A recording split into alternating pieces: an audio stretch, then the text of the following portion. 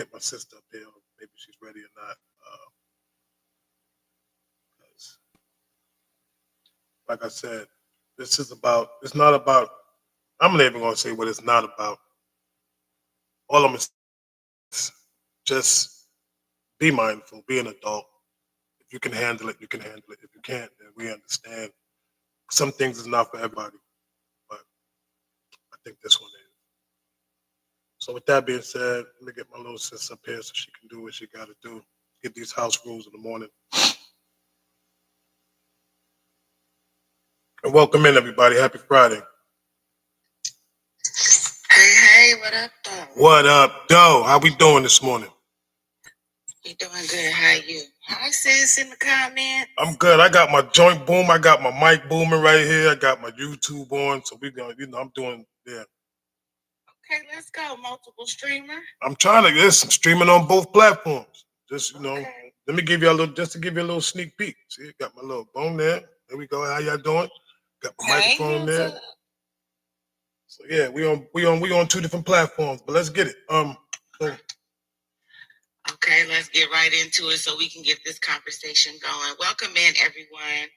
Welcome to Wake Up to Velvet, where the conversations are always real, reflective, and just bold enough to shift the way we move through our day. Before we jump in, let's set the energy so this morning's dialogue stays clear and very intentional. First and foremost, let's honor the mic. Here, everyone gets their moment to speak. So please, no interruptions and no over talking. Let's keep it concise. Bring the clarity, bring the passion. Just leave the essays at the door. Disagree with grace. Differences are welcome. Disrespect is not. We try to keep it warm, we keep it honest, but we also keep it clean. So please, please, please, no profanity, just poise. This is a classy frequency. And if you're not fully grounded on this rising, you're still shaking off last night's energy, still half asleep, distracted, or not in the right mindset, we may ask you to step away. No shade, we just trying to keep the vibe aligned. We're here for mindful conversation, real accountability, and honest connection. So again, let's keep it respectful, let's keep it engaging, and let's make this a space that sets the tone for the rest of our day. While you're here, let's keep the energy flowing. Let's tap the screen, please. Repost the live. And if you don't mind, let's share it to our story. Again, thank you for waking up with us, for your continued support. So let's go. So anyway, you know what? Let's take a few minutes. Let's see how this.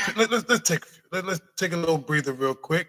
Because normally we jump into stuff, but it's Friday. Like I said, I want to do things different. Because I noticed that a lot of times that when we do stuff over here, we turn around and we always notice that it gets mimicked, which is okay. And I love the mimicsy. That's my new word, mimicsy.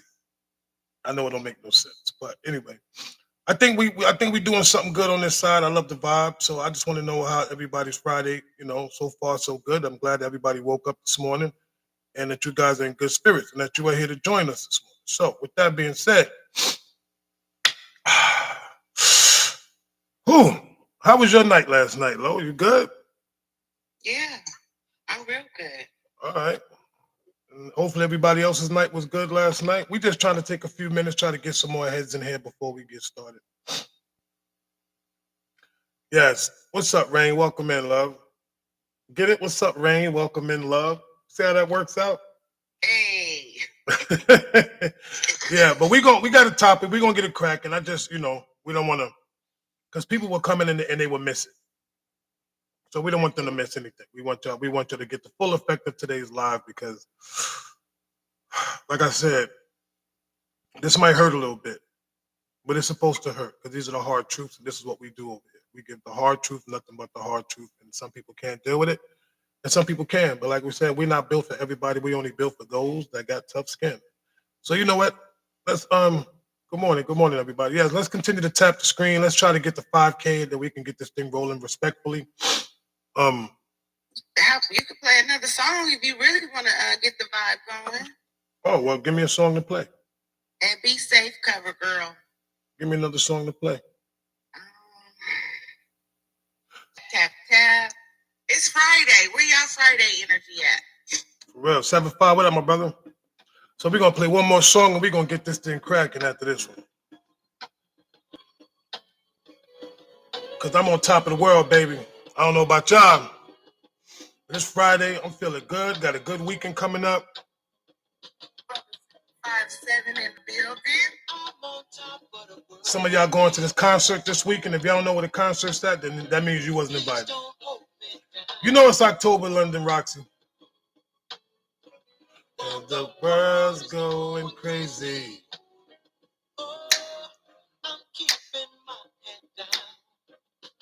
I got the TV on. Yes. Hey.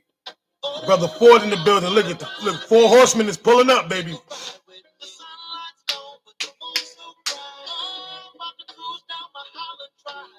Here we go. Come on, y'all. Let's get it. Let's get the tap and share this live out. Come on, y'all. Let's go. We're going to rock out today. Y'all know I don't ask for a lot. Y'all know that. All I ask is that y'all pay attention.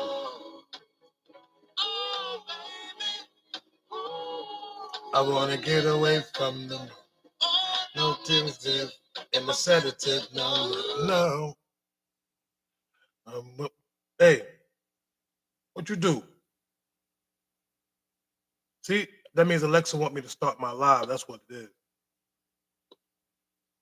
So I guess we're gonna have to get busy, Loke. See, Alexa said, you need to get busy. See, I listen. Alexa always hating. I swear. Listen, I listen to the gods, yo. I listen to the God. I'm not talking to you.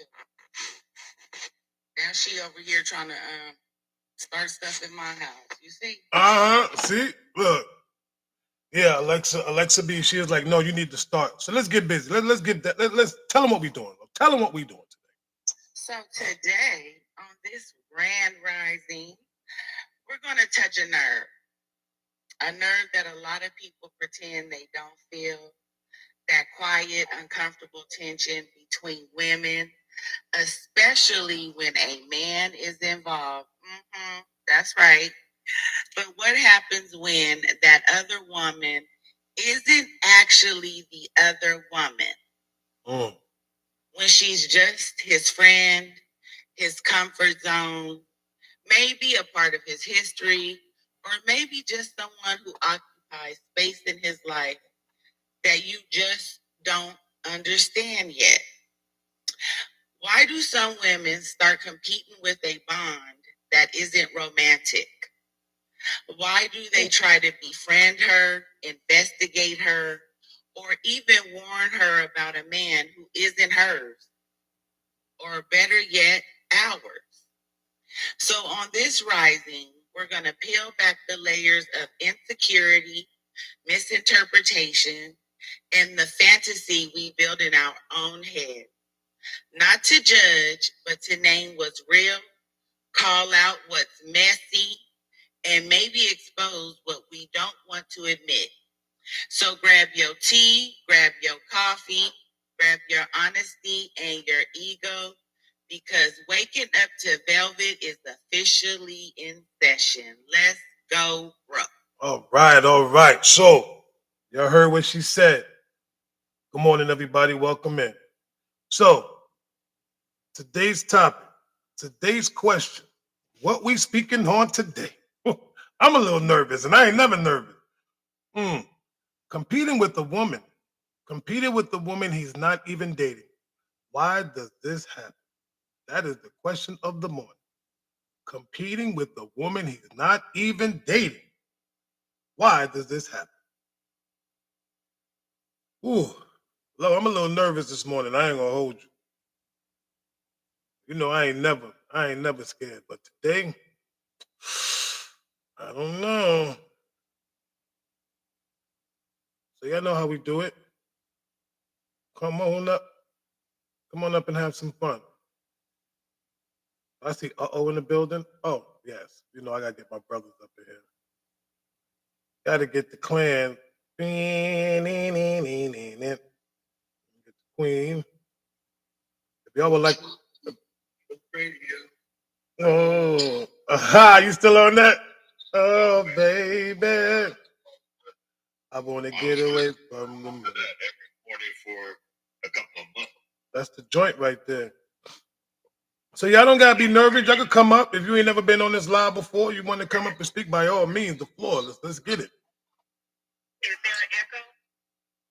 No echo.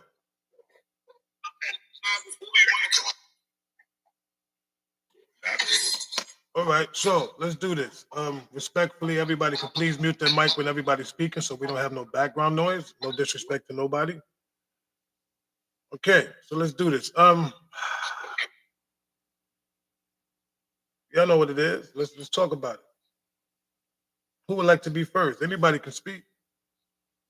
Competing with the woman he's not even dating. Why does this happen? So I'm gonna go ahead and go first, so I just jump down. Good morning, everybody. Good morning. Good morning. I think that has a lot to do with, as Lo said earlier, insecurity, jealousy, and the fact that, and as women, a lot of us just don't like the idea of the man in our lives having a female friend, and I stress that friend because they feel as though they're close. The idea that they're friends may lead to something else, and that what he may share with her, even though it may be innocent, in that woman's mind, the actual woman that he's with, she may feel like, why share those things with her when you can share those things with me? But you just don't know what bond that individual may have already had before you came along, if that makes sense. That makes sense. No, it makes perfect sense. Thank you. And so with that being said, I think that a lot of things need to be understood in regards to that friend before you ever go to the next level. Because if not, it's going to cause a lot of friction in that relationship. I like that. I'm going to mute my mic. Well, thank you, cover girl. Appreciate you. Amina, that's how you say it? Yeah. Amina, you can come off mute.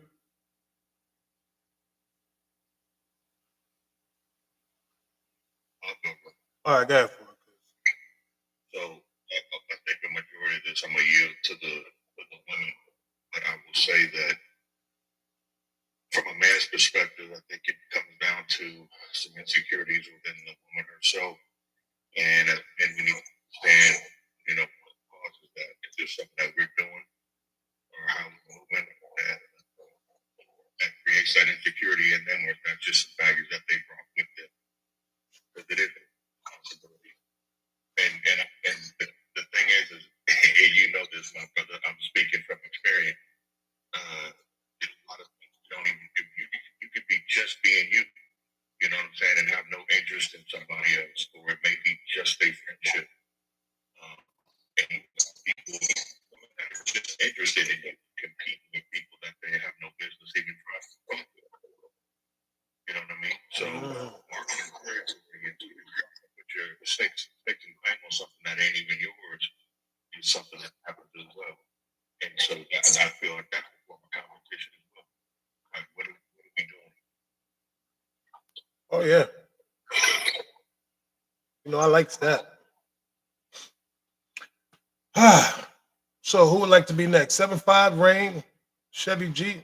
Anybody can go next.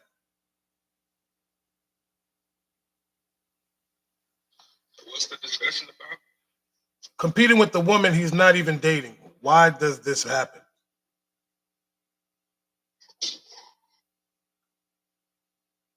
Did you say competing with the woman that's not even dating? Competing with the woman he's not even dating. Why does this happen? think that might happen because man may not have a. I don't think that he probably didn't have a male role model in his household. He might have been raised around a bunch of women. I just don't. Me myself, I don't see any logical reason as to why a man would go into competition with a woman that's not even dating. No. You're reading the room wrong. I'm sorry. I'm gonna say it again. Listen to the topic. Competing with a woman. He's not even dating. Why does this happen? It's not he's competing with the woman. Why would a man compete with a man? Why would a man compete with a woman that he's not dating? Women competing with each other. It's two women competing against for a man that he's not that they're not even dating. He's not even dating one of them, but I can't. I ain't got time. Lo, pack him up. I ain't got time. Wait till I get more information. Yeah. All right. Well, we can bring you back up. Right now, we gotta pack you up. So listen, I'm not gonna lie, Chevy G. I kind of was a little lost till you kind of went into context with it. So my apologies too, because I didn't really understand the question. But now since you put it that way, with two women trying to compete for a man that's not even want their attention, right? Basically, right? Am I? Right. So Right? Go ahead. So first of all, legendary, I know exactly what I'm talking about. So I don't even know why you're even in here trying to say nonsense, talking about the host don't know what he's talking about. If I don't know what I'm talking, what you're talking about. I know what I'm talking about. Yeah, you do. I just don't have time to sit and keep explaining it to people. But You anyway, don't gotta explain it. Stay out the comments. I'm in the comments. so let me say this, because let me make sure everybody is everybody square before I say anything, because right now I'm about to. Is everybody good? Yeah, it was me, and that's why I went in with legendary, because I kind of misunderstood. Well, it was the opening. If people come in and listen to the opening, then they will understand. But they don't come in and listen to the opening, and they just walk into a live, and they just hear a question, and they try to make. But that's why I say, this is the reason why I allow people to say what they need to say before I say something, so everybody can get a better understanding.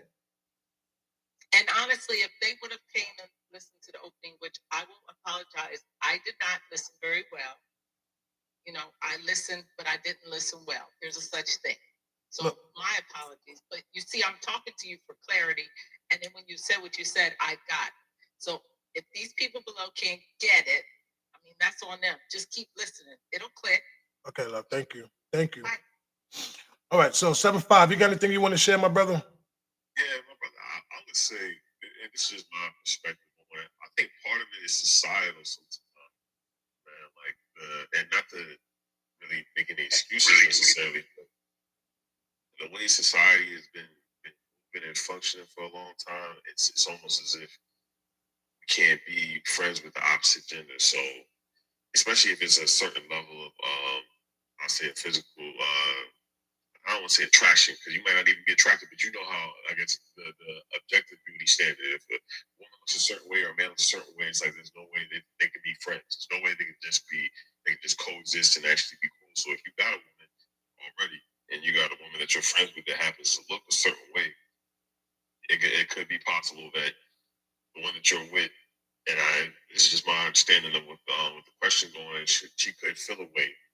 Not even you necessarily doing anything, not even you necessarily giving any inkling of it being anything romantic there. There never was a history of that there, but just feeling the need to compete with this woman and fight for a spot that she's already, there's always been a different lane there, if that makes any sense. Like, this woman is a sister to this woman. We have a different dynamic. It's not as if I feel as though I can't share certain things with you at all. It's just we have this history, we have this rapport, we have this dynamic where I talk to her about certain things, and it's always been that way. It's like same way. I'll say that somewhat different light in our land here is where we have a brotherly bond. There's certain things we'll talk about amongst our brothers. We have that dynamic same way with our sisters. So there's no reason that the women that we are with, our queens, our wives, should ever feel as if it's something to compete with. As if it's something that they're going to ever take their spot, or if we look at them in a light where we just don't feel comfortable sharing this with you. It's like, no, we just have a different type of connection with them. That's all it is. I got real sisters in my life, and there's certain things that we will always just talk about, because that's different type of friendship. That makes any sense. But society makes it seem like that's just not possible. Even if it's a homegirl I have homegirl I grew up with since 8 years old, me and her still cool. But it's never been nothing like that. Because how she looks, it's like, y'all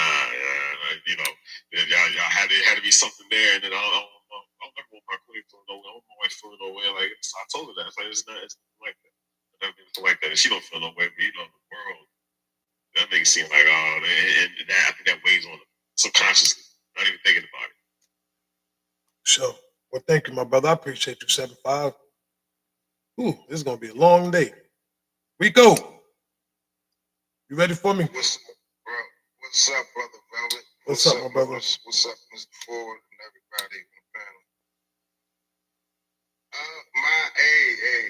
Don't cuss me out, brother. Well, I know you don't use profanity on here.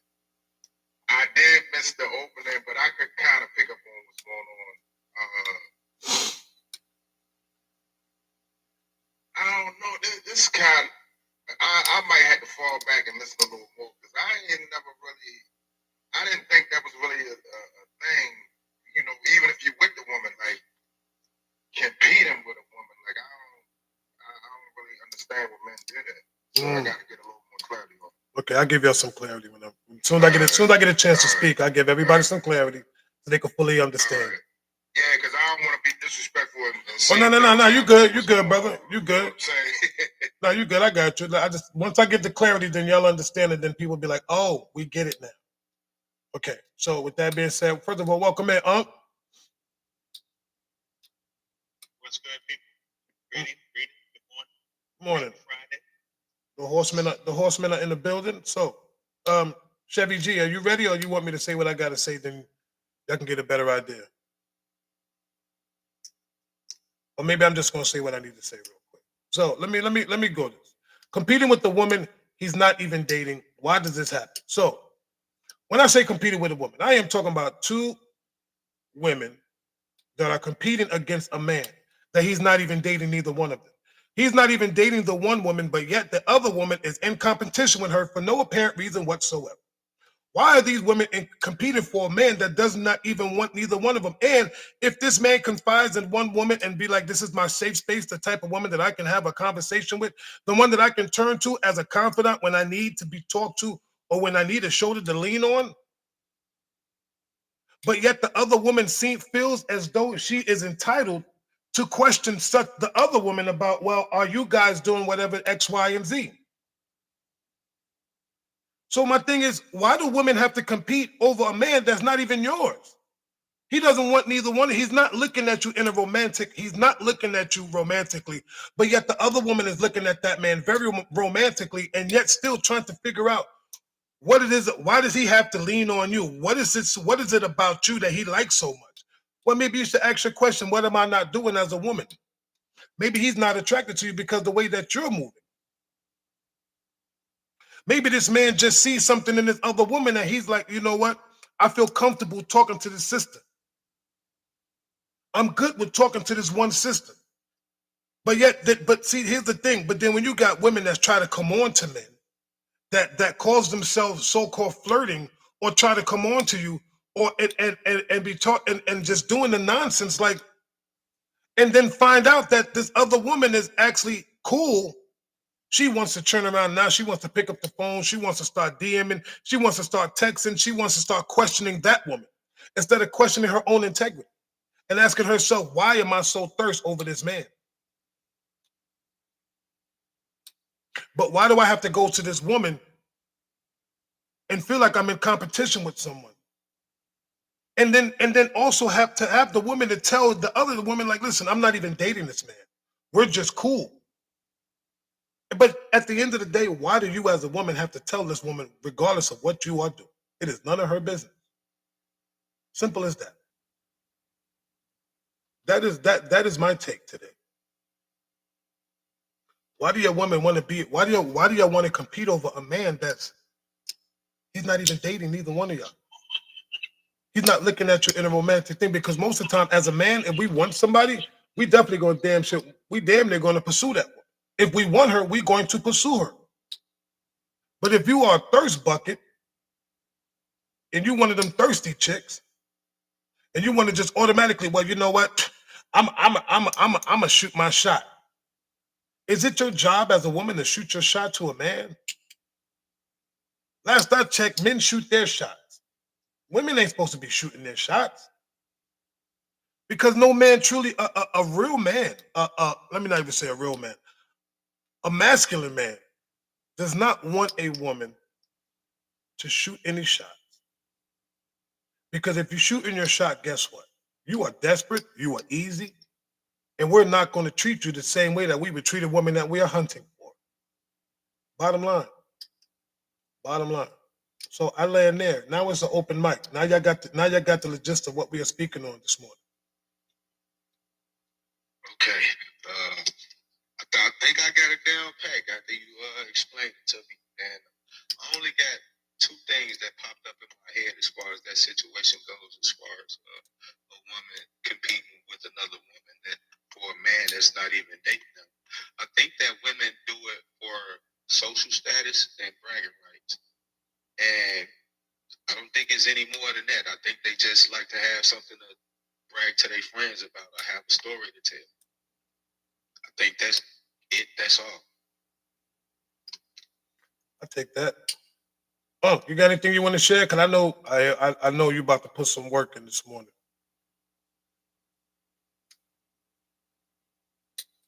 Is everybody quiet this morning? Do I got to do all the monologuing again? All right, I'll come back to you, brother. Like I said, it's an open platform. Anybody can speak. Rose, welcome in. I'm just glad I made it past the threshold this time. Nah, you good. You good. Good morning, everybody. So nobody got nothing to say. Okay, here we go. So I guess I need to just drop the platform and just do a monologue by my lonesome because I'm waiting for people to speak up. Here, I think I'm here now. Okay. Yeah, I think that is very foolish of any young lady to not get to put themselves in the predicament of looking at someone else, getting attention, and like you said, simply, if the man wants you, that you should know that. Like there should be no question. If you have to question it, then it's not it. Right. No, you good. But see, the thing is this. You got women that's friends or somebody that claim that they're friends or not even friends, that these are just associates. But my thing is, how do you know that this man, like, why are you so interested in this man to the point where you got to, if you are interested in a man, then you need to position yourself for that man instead of trying to compete with this woman.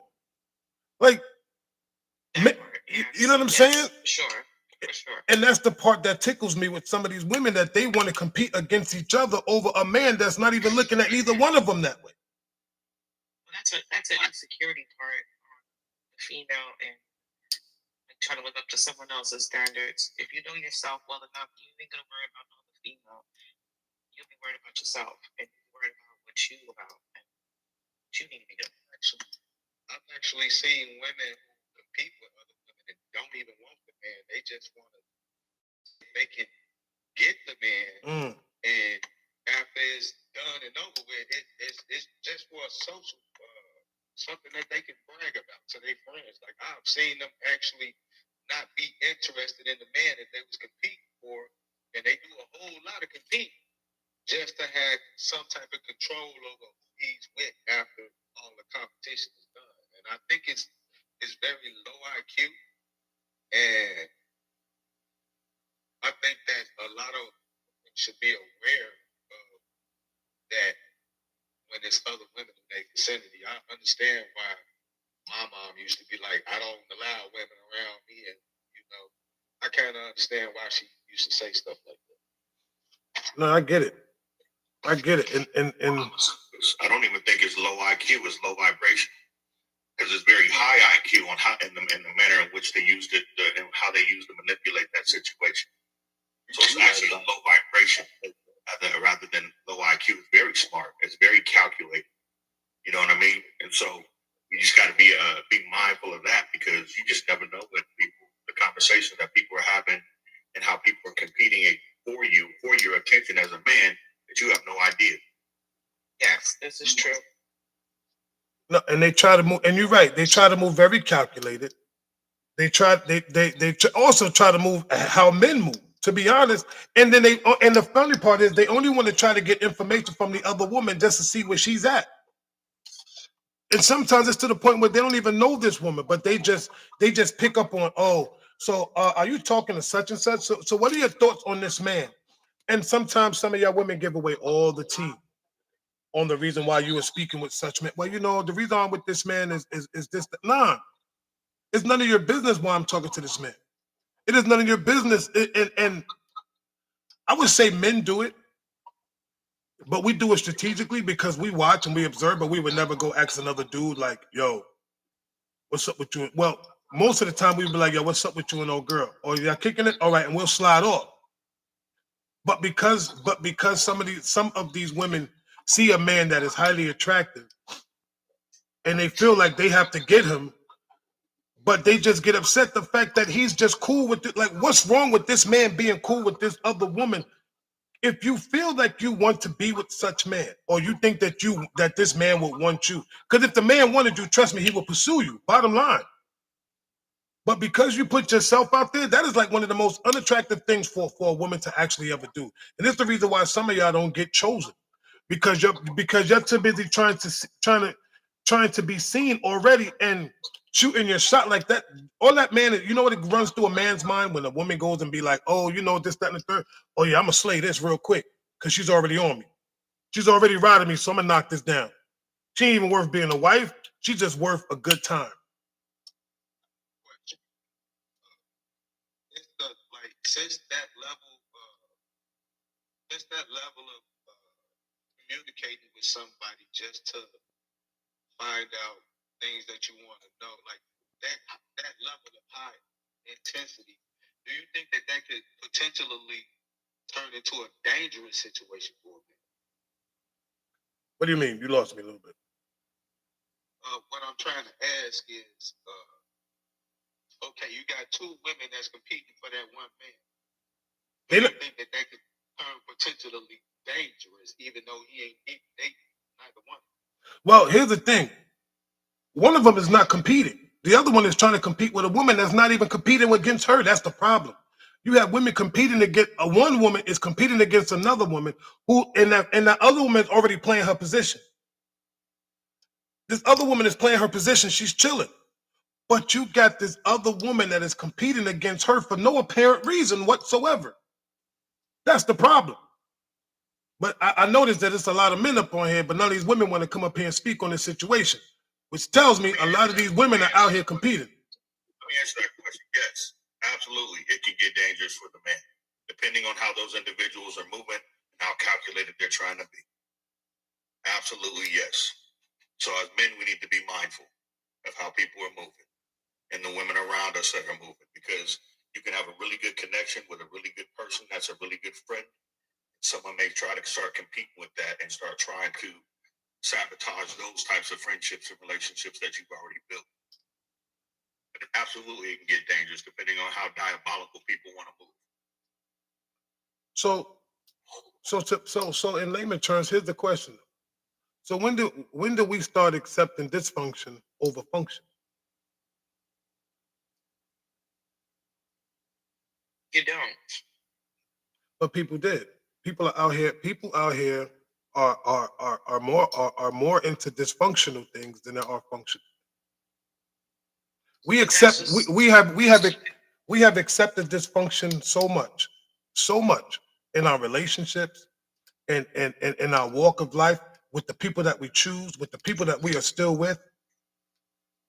We don't even we forgot how to function even in relation. We forgot how to function in society. Men and women.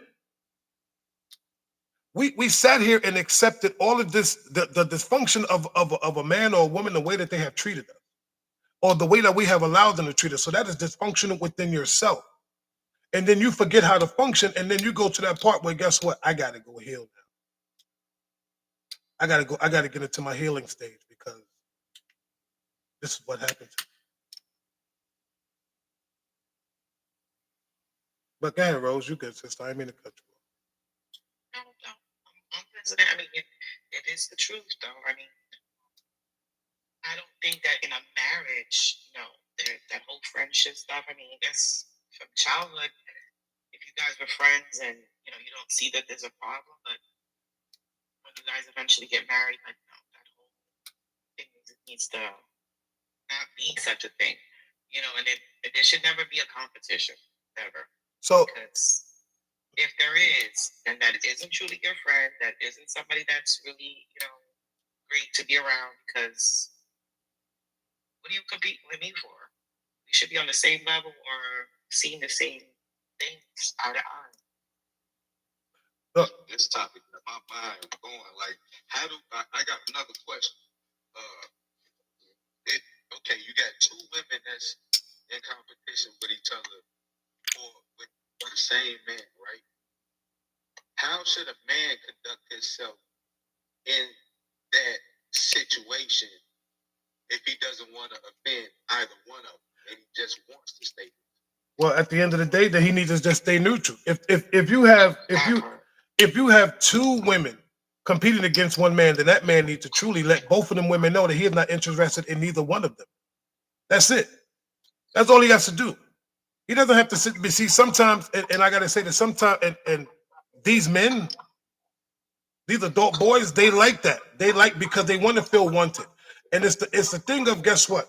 I'm the man because I got two women fighting over me. I got two women that want me. I'm that dude. Nah, you a fool. You're a fool because you are playing with you are sliding on a slippery slope and you playing with fire. Because eventually when these women start to realize that, yo, this dude don't even want neither one of us. He don't even want to deal with neither one. He's playing games because after a while, women start picking up. They pick that IQ, that intuition, that fake intuition kicks in. And they start realizing, well, I just call it realization. That realization kicks in. Well, yo, we over here fighting over a dude that don't even want to deal with us. And then one of them going to slip up and give up the box just because she's trying to get one over on that woman. And he's going to take that such box. But that don't mean he's going to get you. And all you got to say to this woman, well, at least I got him. How does that sound? Like, how does it even sound? And that's the stupid. That is one of the most wildest things I've ever heard a woman say. Well, girl, at least I got him. I got some from him. You ain't getting none. Like, huh? And dudes do the same thing with other men. Yeah, yo, you was trying to get shorty, but I smashed first. So now you want a trophy because you smashed somebody? Like, dude, you corny for that. I think men are whack. To be honest, when I hear dudes say stuff like that, yo, my man, he's trying to get shorty before me, but guess what? I hit it first. So now you get it. You're supposed to get a trophy because you hit shorty first, but guess what you just did? And this is the problem that we have with some of these adult boys is the fact that when you do situations like that, that kind of breaks a woman's spirit because she thinks that she has you and she doesn't have you. And now when she comes into a masculine man, he has to fix the damage that brother caused. Yes, I say that. And I believe that is true. A lot of us, when I say fix the damage, which means that we can't fix a woman, but we have to put in extra work because of the stuff that this man just did to this woman. Yes, you're right, Lotus. And kissing and telling diabolical. You ain't never lying. Come on, Rain. I seen your hand. I got you next, Roxy. Okay, I got a quick question, right? I got to ask the women on the panel, right? If you got a man that's a friend, but you want him to be more than a friend, do y'all speak up or do y'all be sitting there? Because I'm going to be speaking for myself right now. If I like something, I'm going to go after it. If it don't go after me, then I'm going to step back. So I'm just asking you women, do y'all speak up and initiate the conversation that you really want to have, or do you sit back and let it just flow and wait and see what happens? I let it see what happens. If you like me, you like me. I'll see it.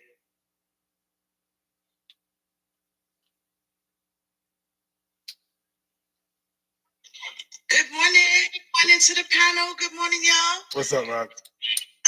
So to answer your question, Ms. Love, I speak up. I'm not direct to where I am stepping into a role I should not be in, but I say something because sometimes, the attention is coming from a lot of different places, you know, so you want to say something, right? So yes, I do speak up. In regards to the question on the floor, I think sometimes it's insecurity. I've heard plenty of stories where women are just insecure to the extent that they don't know what's going on. The men are not providing clarity sometimes. And sometimes we just want to know, we're just that interested. And so it usually starts out to, you know, just a friendly befriending of the woman, right? Just trying to get more information. And we shouldn't be, right? We shouldn't be doing it. We know it's wrong, but sometimes we want to know. And it's terrible. I know it's terrible, but it all boils down to insecurity. Insecurity. What are you to him? How close are y'all? You know, that type of stuff. You know? Yo, you are no, you 100%, but you 100% right. You are 100% right.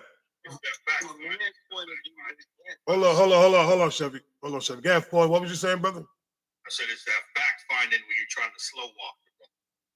That part. But I do want to say this though. Oh, go ahead, Chevy. I'm gonna wait till I'll let you speak. Go ahead, brother. I don't want to be rude.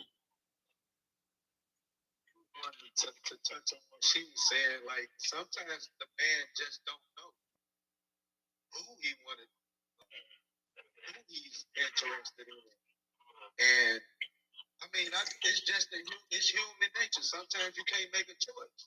I agree with that. But I think also, you got women that you're interested in, but you don't want to be rude to the situation. You don't want to sell yourself short. I'm gone. Along those lines, exactly. You don't want to sell yourself short because you know if you say exactly what the answer is, one of them may walk away. And you want to keep both parties around just in case. But you can't have your cake and eat it too. You got to give up one. You can't be selfish. Give that woman the chance to make a choice. It's her choice. Negative. And most times, I think women will walk away if the man is direct and says, listen, I don't want you. You're a nice woman. You're great. But you're just not for me. Okay, let me break that down real quick. I love that though. I at least you tried. And I respect that. I respect your trying. Real talk. But let me tell you something real quick. A man already knows the type of woman he want to talk to, even if it's two of them. Bottom line, you can tell by the one that he gives the most attention to is the one that he's really digging. See, y'all don't catch that. Because y'all think, well, he's giving me attention to. No, he is not. He is not. The one that he is trying to give the most attention to, that's the one that he is truly digging. It ain't the other one because the other one is too busy trying to dig at the other one. She's too busy paying attention to the woman, and he peeps that. Oh, this chick is you paying too much attention to her, and I'm glad you're doing that because all you're doing is making my job easy enough to pick the woman that I truly want. I don't even want you. I don't even know why I'm even trying. I'm not even entertaining you. You're trying to entertain me to entertain you, and you're trying to step on this other woman's toes to try to to try to position yourself in front of her. Non-cipher. Because I see around you because the woman I want is behind you and you're too busy trying to put yourself, you're trying to be the front runner, but you're really in last place and don't even realize it. So now we already, listen, we know. To be honest, I just literally put myself in a situation like that where I deliberately didn't make a choice and I lost the one that I really wanted. Because you chose the easy one. I chose to keep playing. That's what I kept. See, and that's another thing, brothers.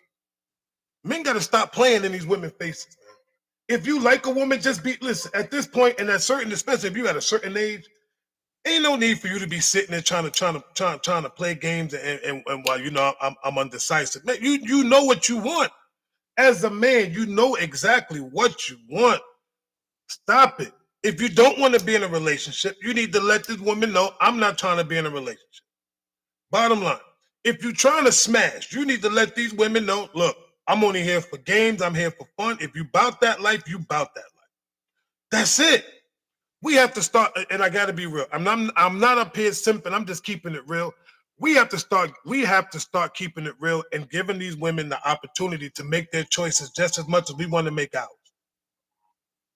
Because obviously you already see the woman has already made up her mind and you know that she wants you as a man.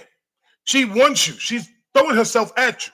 But it's up to you if you want to catch that woman or you want to pass on to that woman and let that go by to pursue the woman that you really want. And let me say this also for some of you women, that if you like a dude and you're not putting the issue out there and you're trying to let it flow, it's going to keep flowing and it might just flow away because you let it flow too long.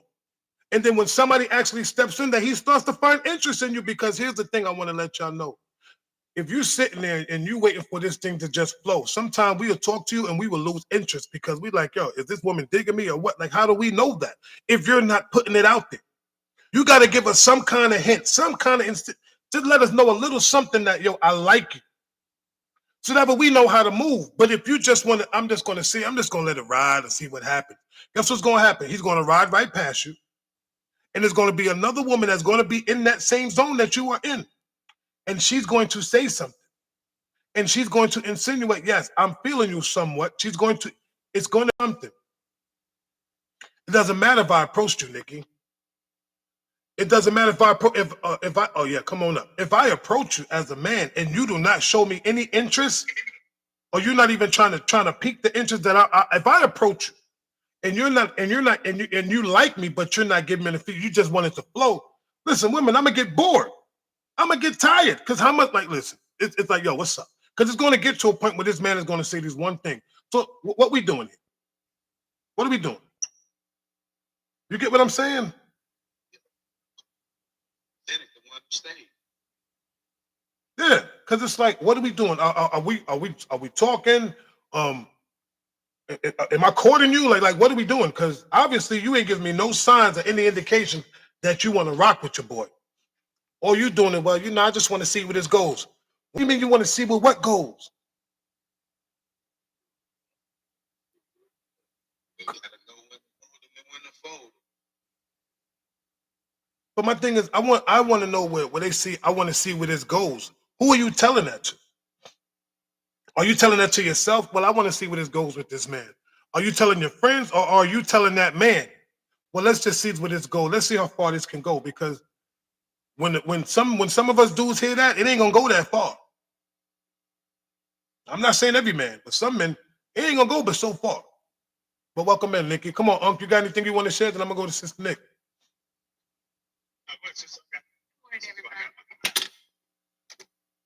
Good morning, everybody. Good morning. Yeah, I will agree to disagree on that. Because I'm the type of person, I don't like to date multiple people at the same time. I like to date one at a time, so that way I get to know that person. Now my focus is on that one person. But everybody does not date the same way. So I say, if a man is approaching me, I would like to know where, like how I believe the Roxy has said, what is his intention? Because everybody don't utilize the same 24 hours. You have people that out there that waste people's time and just to jump in relationships just to see what they can get. Meanwhile, I may go into a relationship to actually build with somebody. So I'm going to just sit back and see what are your intentions, and I'm going to see what's going to happen. Because who's to say that you are wasting my time or not? Just because you are saying that I want to date you, whatever, that doesn't mean that doesn't hold any weight to me. What are your intentions with me? I don't need somebody else's attention. What are your intentions with me? So I don't agree with that. I think a man, and this is just how I go. I rarely don't approach men. I get approached. But if you are approaching me, let me know what your interest is. Meanwhile, I could be just another person on your roster just to fill up time that you have available till you find out who you want. I'm not that one. You landed? I'll let my plane there. Okay, well, let me tell you this. First of all, when a man first approaches you, he is not going to tell you his first interest. Because I don't even know you to tell you what I'm looking. I can't do that. I'm not going to do that. No, Nikki, listen to what you said. When a man approaches you, I'm going by everything what you said. See, this is why I say you got to be careful what you say to me. Because you know how I take it. I take you at what you say. So when you said a man is approaching you and you want to know what his interest is in you, we don't know you to tell you what our interest is in you. We have to get to know you before we can tell you. And that's even if we want to decide that you're the right person that fits me. Because it's not about me fitting you. I got to make sure this woman fits me. You see what I'm saying? And the problem that a lot of your women have is the fact that you want a man to fit you. It don't work like that because the only person that's going to fit you is you. Period. Ain't no man supposed to fit you. You're supposed to fit that man. That's why you're supposed to come into his life to make his life better. We don't make a woman's life better. A woman makes a man's life better so that way we can be better for you. Different. Get what I'm saying now? You come into our life, make us better, we do better for you. It's a difference. But at the same token, we don't know you. I don't know you to tell you, well, this is what I'm looking for in you. I can't do that. I got to get to know you. We got to go on some dates. And while I'm going on dates with you, I'm going to go on dates with other women. Bottom line. True story. I have to say this. My little 2 cents worth of the conversation is, I think if you're going to entertain the conversation over the topic of discussion, you also have to define lines. We too often engage in conversations, specifically platonic relationships or very intimate relationships, not knowing what the rules are. Like, for example, I can just use myself. My wife and myself, when we talk, she said, well, my friend. I had to slow down right there. So, okay, tell me your definition of friend. So we on the same page. Let's understand we have to be grown. If we're going to be grown. Let's have real conversations on what your version of dating is versus my version of dating, what your version of courting is and mine is courting. Because they're two different things. Now, your version of dating might be what you're doing tonight, can I slide by? Versus somebody else's version of dating could be, hey, I'm interested in you. Let's see let me have a conversation with you. Let's sit down and have some conversations, whether it's over lunch, you know what I'm saying, or breakfast, so we can see what's compatible. Because a man is attractive, but he also has to figure out if it's just, it has to be more than just attraction. And that's where we have to be very careful about how we go about this thing and not just get caught up in, oh, she fine or he fine. No, we have to really sit back and have a real discussion about what is your version of dating. Because again, like someone's already said, dating doesn't mean I'm exclusive to you. But that doesn't mean I'm out here slipping in everybody's bed either. I'm not exclusive to you. If I'm courting you, then I'm exclusive to you. So we can't get upset about someone dating more than one person. That's why I said that the lines got real blurry according to what's been, the topic of discussion. When 2 ladies are competing over a brother, somehow, some way, they thought that brother was theirs. There was no ownership there. There was no commitment there. And that's the scary part. We all there's a level of this is mine where no one has agreed to being exclusive or belonging to someone. You got to be very careful with that because, again, and here's the thing, man, brothers, we're the ones who got to set the tone. You know what? I'm not interested in no relationships. I want to do what I want to do when I want to do it. If you're cool with that, cool. Be bad enough to say that as opposed to lying. I land. My brother. Welcome in, KR. Hi, beautiful people. Well, I'm at work, but I kind of put what I wanted to say in the comments. I just feel like both parties, you're both grown, men and women. So y'all should just be honest and straightforward with one another. No, I can't tell you my intentions, and you can't tell me yours. When you first say hello, that's impossible. But what we can do is, hey, and be honest, like, hey, I think you look nice, whoop-de-doo, and I want to take you out and go from there, But just always be honest with one another. That makes the dating life way easier and less complicated. And I'll land there. No, But how y'all being, beautiful people? You're doing good, sister. Thank you. Happy Friday to you. Happy Friday to y'all. But it's the thing of I want people to understand, like when it comes to that, if the man already told you he's not interested in you, because a lot of times brothers do let a woman know, like, listen, I'm not that interested. And they don't get the hint, and now they want to run to the other woman and find out, well, why is he so interested in you and not interested in me? Why are you worrying about that for? Obviously, there's other men out here in the world that you can set yourself up to be with, but it's like the simple fact that they want to be with this, like for some apparent reason. It's like, I gotta have what this person can't have. I gotta have what this person wants. Like, why? And then you don't get it, and then you get your feelings hurt. And then you want to be mad. Like, who are you mad at? Because listen, if the man didn't choose you, ladies, then guess what? There's other men. That means that wasn't the person for you. But to sit there and get upset because you got this, or the man just told you he don't want to be with you, and now all of a sudden it's this, that, and the third, because the funny part is they call it disrespect. Oh, I can't believe he tried to play me. He didn't try to play. You played yourself. You played yourself. And what my brother and what Unc said was 100% accurate. 100% accurate. Listen, I gotta keep it a buck. If you're not interested in the person, you need to tell the person, don't lead nobody on. Don't even allow them to even play in your space or in your face. Truly, and that's the realness. If you are really not interested in nobody, especially at these big ages, 40, 50 years old, you know whether you're interested in that person or not. You really do. You know if you don't want to be in a relationship or you don't want to be, you need to let these things be known. Listen, we can be cool. I can be cool with you. I can be cordial, but don't think I'm going to be calling you, because here's the thing: when you constantly calling somebody and you figure that we just cool, that person starts to start liking you because you're getting to know each other on a different level that you don't even realize that you're getting to know each other on. Because you are feeling free. It's an open space where you feel free to share information with such person, with such man or such woman. Oh no, I got and then you guys are sitting there having conversations and you're talking. You know what that is? You are basically courting this woman. And this woman is basically courting you as it's crazy because you're courting each other without even knowing that you're doing it, because you're having conversation. You're talking about things where you feel where it's a safe, she made a safe space for you to say things that you want to say.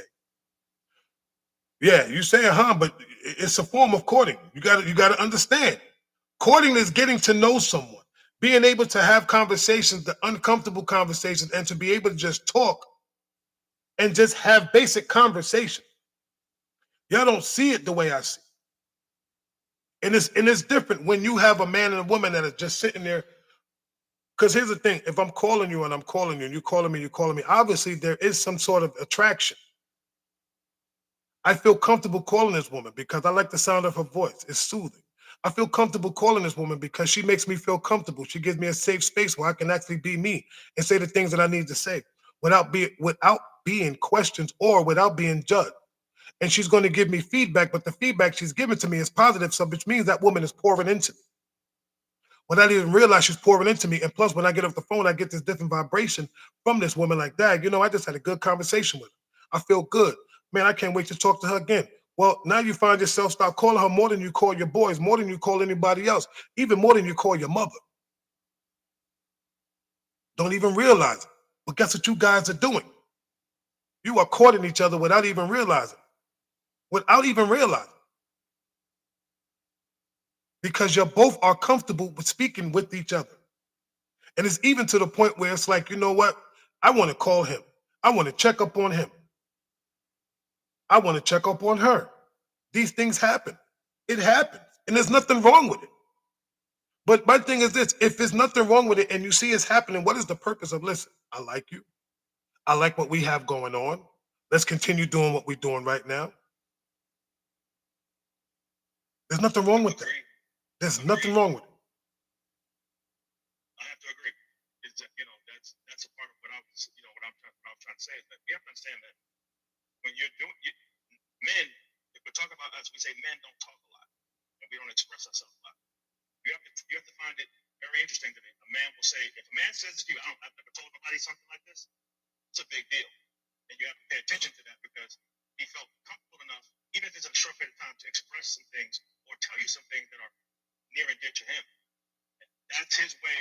If he doesn't realize it, a lot of times brothers don't realize we're courting.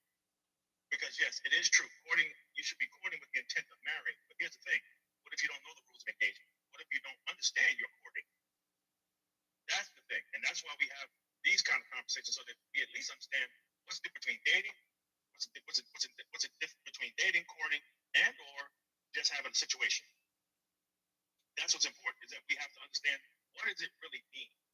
And if we're talking about courting, then yes, there are plenty of us that are courting and don't even realize we're courting. Now, you should not be courting for the next 5 to 6 years because guess what? Like I've said in the past, if you are on the team, so-called, and he's dating you for the last 5 years, you're not the first round draft pick. You're the fourth, fifth, sixth round. You might be a unrestricted free agent because if you're the first round draft pick, no one wants. You want to build a franchise with the first round draft pick.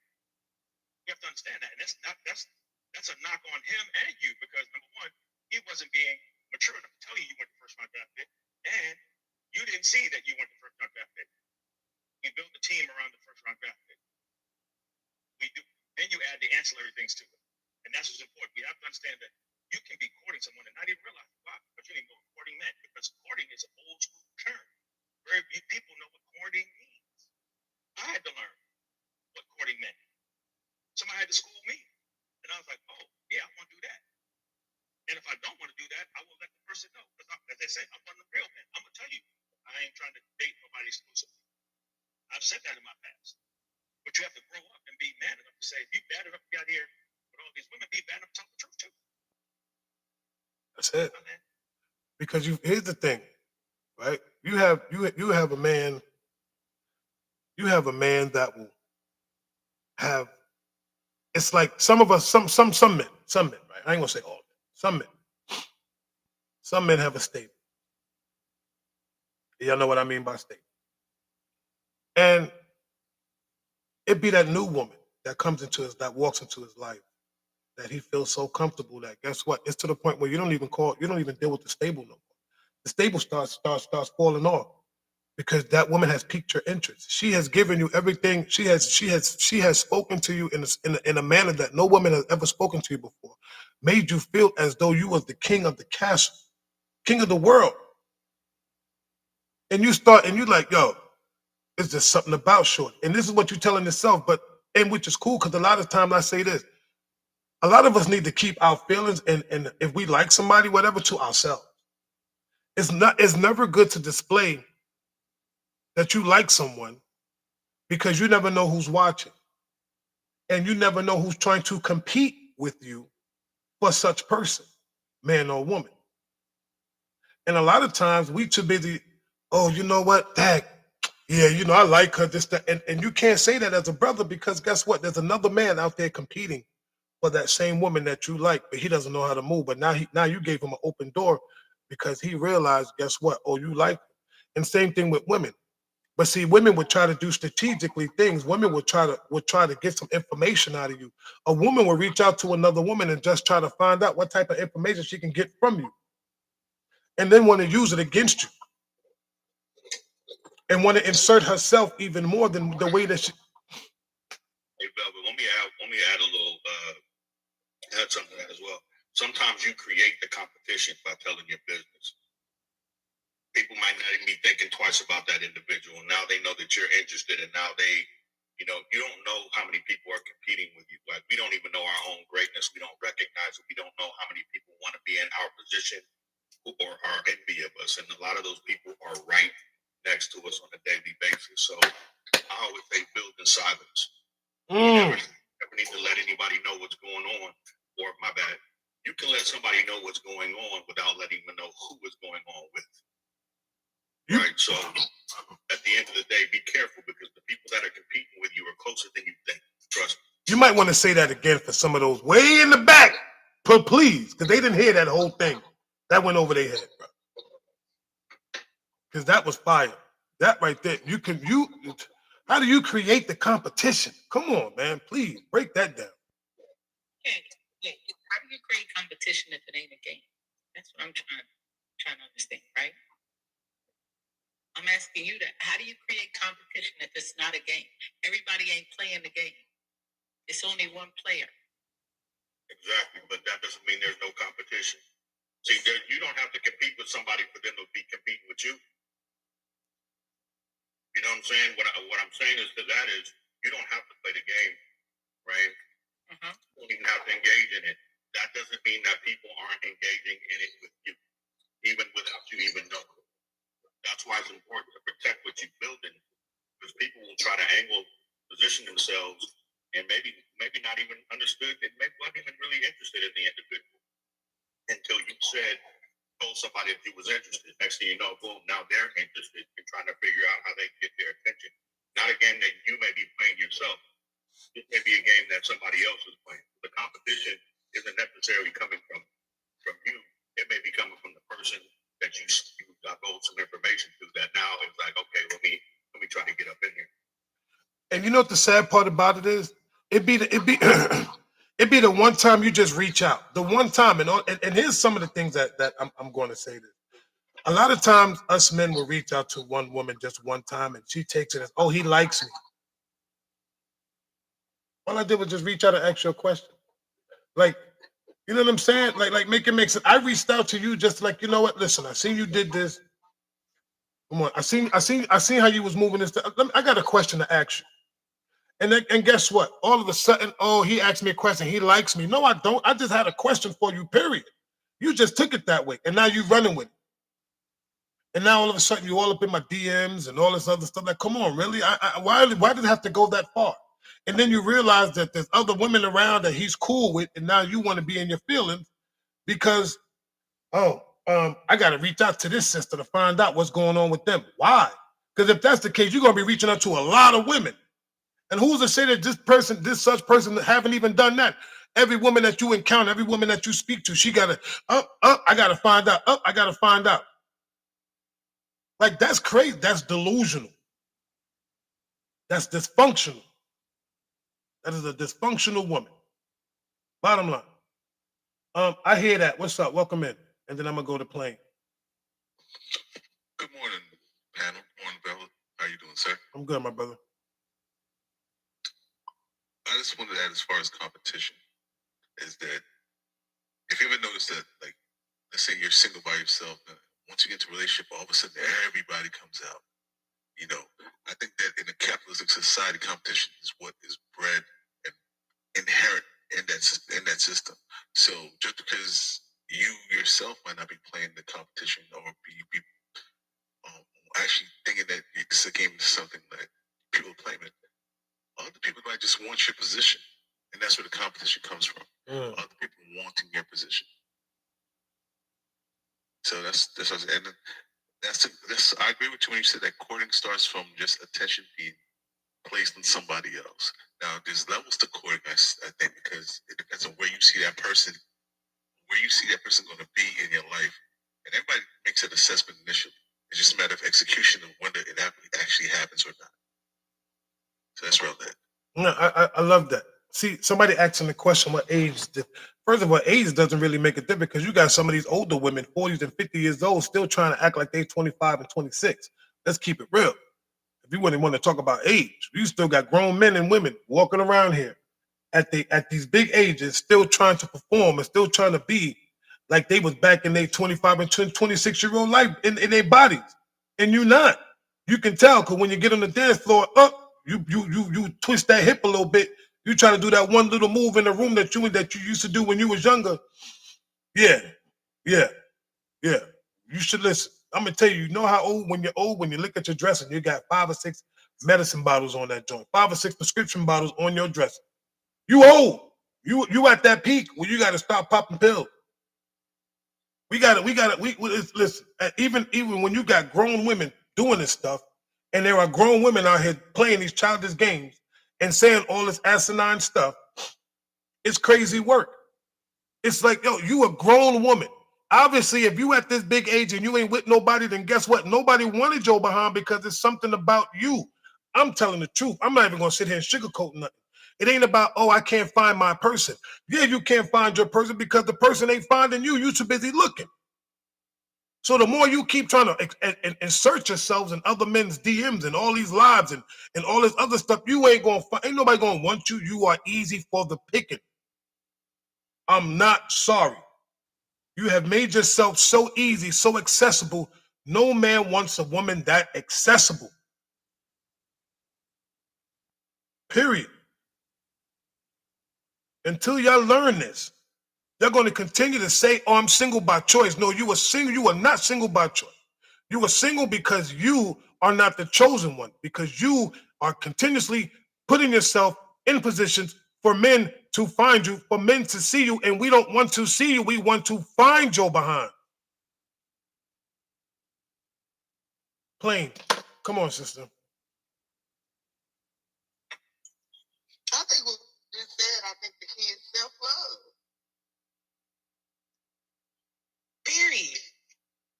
Why is it that we're not, what's the big deal about being chosen?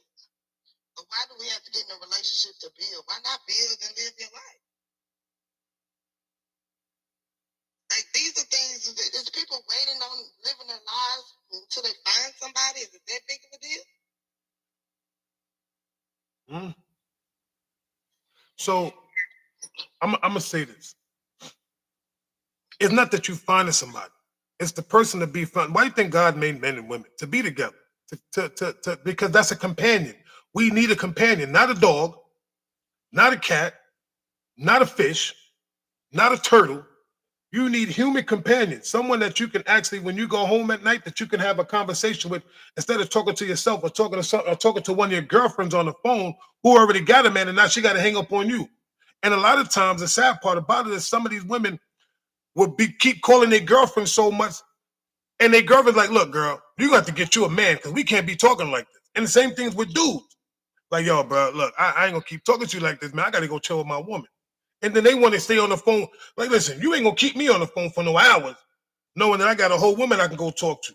You need to go find you one. It's like that song says, "No, my brother, you got to get your own."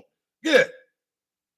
Because the sad part about it is we sit here and say what we don't want to do, what we're not looking for, what we're not ready for. But how do you know you're not ready until you put yourself out there? That's how when someone be like, "I'm not ready to be in a relationship." How do you know you're not ready unless you go out there and get into one? I don't get it. I don't get it. But we would entertain half the world. We would sit there and let me tell you one of the worst things you could do. One of the worst things you could do is sit there and flirt with somebody. Stop flirting. If you're not interested, stop flirting. Because you know what flirting does? It piques the next person's interest. When you sit there and you're flirting with someone and you're thinking it's innocent, it's not innocent because you got to think about that other party, especially if that person is starting to feel you during that flirting. Because when they start flirting with you, you don't want to accept it. Whoa, hold up. I was just playing. Nah, you can't see. I was just playing. You got to stop playing with people's feelings. If you're not feeling that person, don't flirt with them. I have a question. Right? So now, if you're a very friendly person, right, meaning that you just have a good rapport, you charismatic just by nature, you're just being like a genuinely nice person. Sometimes people perceive that as being flirty, and it's not even your intention behind your actions. But you know what though? I'm gonna say this: if you are genuinely a nice person, and that person thinks that you flirt, that person's too vulnerable.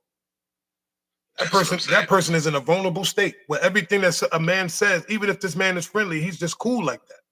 He's just cool like that. He ain't even smiling in your face, but he's cool like that. And you, oh my God, he's flirting with. No, he's not. That's just his nature. And that's the thing with people can't dissect somebody being friendly and somebody flirting. Because they're in a vulnerable state within their lives that they think that every time that somebody says something to them, this man is trying to flirt. Or this woman is trying to flirt. Because I've been in situations like that where you open the door for someone, you do something randomly nice for someone, and then, he wants me. Like, no, that's just who I am. Well, you can tell that temperature when you open the door for a woman, because it's two things. You got men that open the door that was so. Here's my thing, right? You got two type of men that open doors, and I'm gonna give y'all women put y'all on game. If you're an attractive woman, trust and believe that man gonna grab that door. He gonna open it. And he gonna look at your assets as you walk by. Yes, I'm gonna say it again. And when he does it, he's going to give you a compliment. Yeah, you look good today. That means he meant that he's trying to find an opening to say something to you. But a different man, he'll just open the door regardless. Just open the door, he'll walk in. Thank you, you're welcome, and keep on moving. You know, part of it is too, bro. Part of it is good, bro. Is like. Thank you for allowing me on the panel. I don't mean to cut you off. I'm sorry. Well, you're welcome. We got you. Hold on, Queen. Let the brother speak. We got you. You're welcome. Go ahead. Yeah. Yeah, a lot of it is programming, bro. I don't want to demean or sound demeaning to anybody, but a lot of it is programming, man. We just some of it's wired, biologically wired to, of course, want to mate, want somebody, want to companion, but a lot of it is programmed, like I said, societal stuff, wanting what we want, especially if, you know, how the saying goes, people, nobody wants what nobody else wants. So when you see somebody else wants it, then automatically it brings something else out of you. And it is, but rarely do we want what wants us. Really do, like you said, we try to be found. It's like we got to be seen. We got to make sure we get what we see other people are trying to get. Everyone's got their eye on the same prize instead of trying to strike their own path. It's like if you really something's meant for you, it's gonna gravitate to you. It's gonna mesh. It's gonna fall in place. It's not gonna be forceful. The devil is author of confusion. God is not the author of confusion. There ain't gonna be a bunch of confusion in there. You're not gonna have to wonder. You're not gonna have to do all this Sherlock Holmes detective type of stuff. Like you sitting there trying to spy and see what this woman is doing so I can one up her like that. It ain't gonna be all of that. It ain't gonna be all of that. Like you said, man, we're pretty straightforward, we're pretty clear. So if you don't see clear signs, stop trying to read something that ain't there. You looking, you reading a book that ain't even. I ain't even right. Nobody is. You making up your own story, your own narrative, and creating like that your own game. Remember they said that They Live. This guy was like, everyone's trying to run their own race, but I'm trying to trip you at the same time. And it's like he said, like that. That's crazy. Like this man is living his life. No thoughts to this at all. But y'all both are sitting here studying him and studying each other. One studying the other person. Like it's definitely coming off as a thing that society has put on a lot of us. Man, we're competing places don't even need to be competed for. When it comes to something like that, what's for you is really for you. I love that you said that, brother, for real. I do want to say this too, because you just touched on something to me that kind of resonated a little bit. When it comes to blessings, sometimes that woman that we talking to could just be our blessing without even really knowing. But then the enemy will always try to bring somebody to deflect that blessing. You feel what I'm saying? That he'll try to throw that other woman in there as a monkey wrench. As a monkey wrench. And you know what the funny part is? Sometimes it be them type of women that we desired, that not that we wanted, that we desired, but the woman that we wanted is the woman that we actually talking to, the woman that we need. Let me rephrase this. The woman that God placed in our lives is the woman that we needed, and that's the woman that we're talking to. But guess what? The enemy will try to slide in and throw that woman of deceit, that baddie, the one that you be like, the one that you thought that you always wanted, for the deflection of the one that you need. And this is a lot of mistakes that some of us men make too. A lot of us make a lot of these mistakes, but the woman that we need is right there in front of us, and we've been talking to the woman the entire time. But then the enemy would throw that woman that we want, that we have always wanted, and then we start looking at that, and we start leaning more towards that way, and then we forgetting about that woman that we needed, and it messes us up. And the next thing you know, she's gone, because you don't get that woman back. The one thing I've always learned is the woman that I've needed is the woman I have now. The ones that I wanted, I've already had, but they're gone. Can't get them back. I don't want them back, because your heart doesn't yearn for them anymore once they're gone. But that one that you need, and once now here's the tricky part.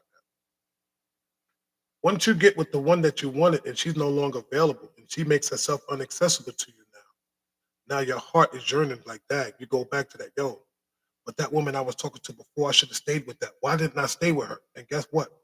Now you see her one day with a whole nother dude, and you wish that could have been me. I lost the love of my life. No, she wasn't the love of your life. You just lost what you needed. Because we don't lose the love of our lives, because if that's the love of my life, then guess what? I'm loving her for life. So we got to stop using that word, that's the love of my life. No. The love of my life is the woman that I am married to. The love of their life is the man that you are married to. That is the love of your life. Not somebody else. It's not some fantasy dude. One more time. I ain't hear you. One more time. My earbud fell out. Say it one more time. I'm saying, people be like, oh, that's the love of my life. That's the love of my life.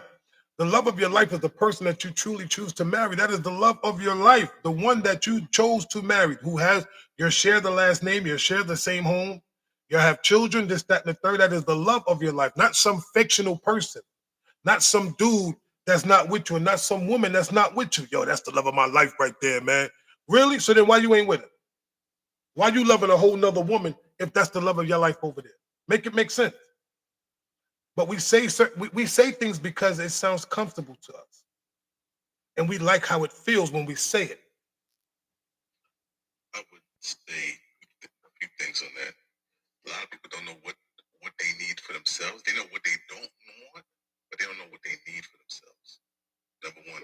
Number two, people also try to don't understand that sometimes people come into your life for reasons, seasons, and to be permanent. A lot of times it's just lessons to be learned, but people try to hold on to something temporary and make it permanent and give themselves a situation that they don't need to be in.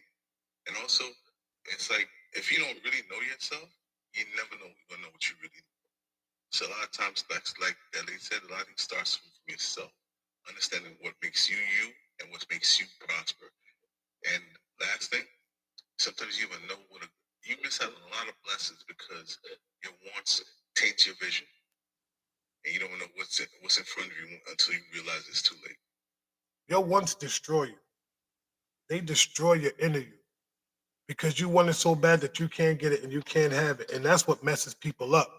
That's what destroys us. You know that, right? A lot of time, I can't believe, man, I wanted to be with him, but they wasn't for you. So why you want to be with something that's not for you? But you want to get upset and then you want to beat your head up against the wall. You want to start crying because that person is with someone else. Then guess what? Life goes on. There's no need for you to stand still and wait for somebody that don't want you. But yet you want to compete with a woman because guess what? Now I got to put myself out there because ain't no way in the world he want her. Like, why do people say that? I don't know why he want her, because he don't want you. But now you want to compete with her because you got to try to find some kind of way to get this man from her. So now you try to throw the box at him. You doing all this flirtation stuff. Every time you see him, you smiling up in the man's faces. You doing all this nonsense. And meanwhile, the woman that he's with is just sitting back, just watching you act a fool and make a fool of yourself. And brothers do it too. We'll sit back and watch another man make a fool. Like, I don't even know why this dude, like, you know what? I used to get mad when I see dudes looking at my woman. Like, yo, why you eyeballing my wife? But see, now I know. You know what? I know my wife looks good. Go ahead and look. Do your thing, bro. Knock yourself out. As a matter of fact, do you. Because at the end of the day, she ain't going nowhere. And if she do leave, then guess what? She wasn't the woman for me. Bottom line. If she actually if you want to sit there and allow another man to entertain you, you sitting there smiling, and see, that's one thing I want to tell y'all too. I know I'm going all over a little bit, but I got to tell y'all this: if you are in a marriage, I ain't talking about if you are in a marriage, your woman should not be smiling in every man's face that she sees, and you as a man should not be smiling and hugging up and doing everything. Should not be smiling and being hugged up with every woman that you know. See, one thing I tell you, my wife tell you, I'm a straight-faced dude all day, every day. I don't care if I know you. What's up? Hey, how you doing? Yeah, this is my wife. You know what I mean? It's a different respect line. But let me do this. Come on, Miss Q, because I know you came in. Come on, MC Queen.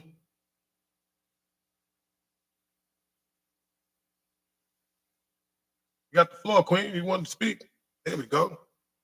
No, it's okay. No, You set it up. Thank you. No, for but this. you got anything you want to share? I've been married.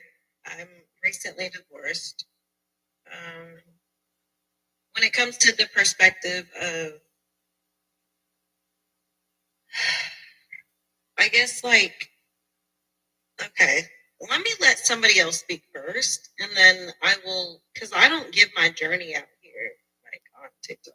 It's not something that I do. So you came up here to do what?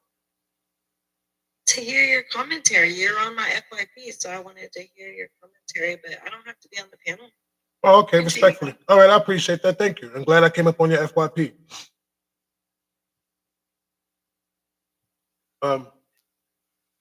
Somebody wants to share. You want to say a delicate? All right. You sure you want to do that? I warn people. I'm gonna tell you like this: don't come up here sharing your story, and then when I dissect the stuff that you're saying, you can't get mad. That's all I'm gonna say. I'm letting y'all know right now. You come up on my platform and you say your story.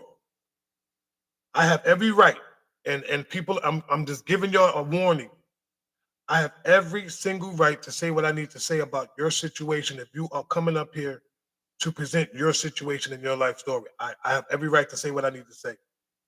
And the people on the panel do as well. So just to let y'all know, when you come up here and you want to share stories,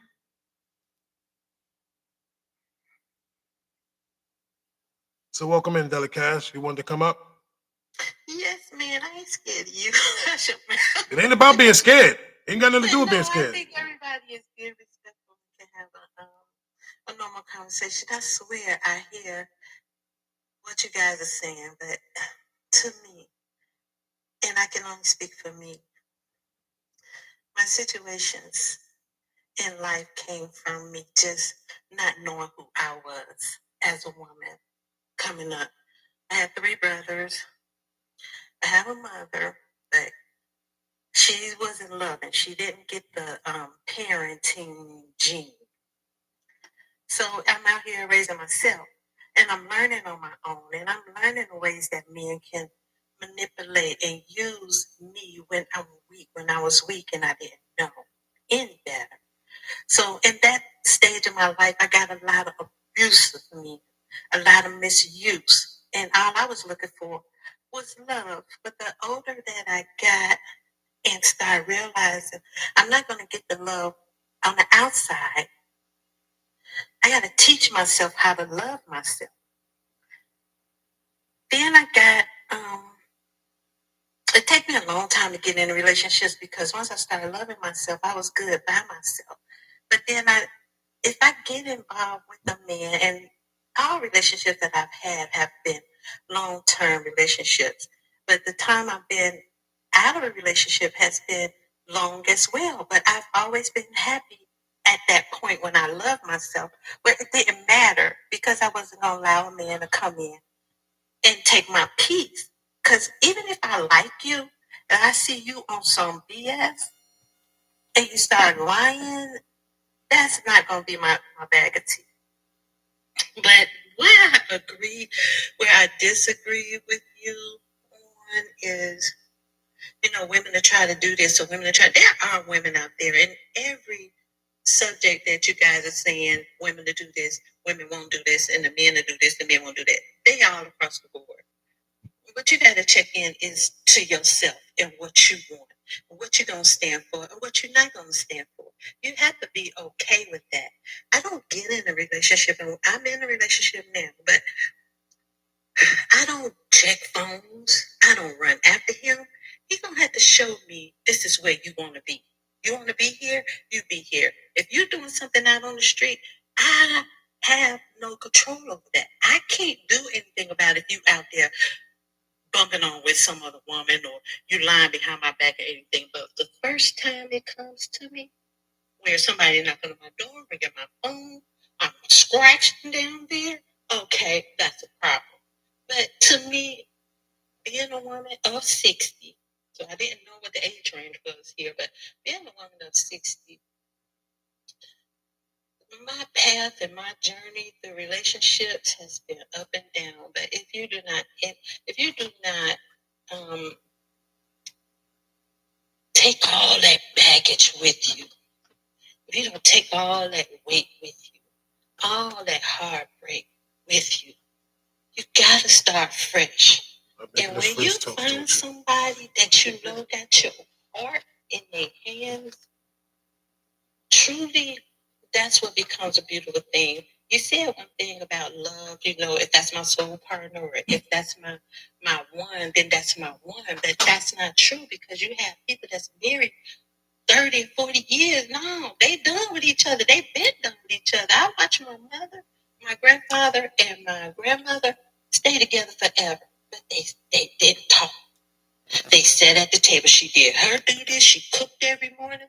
My granddaddy would sit down and eat her food. He would push back from the table and belch.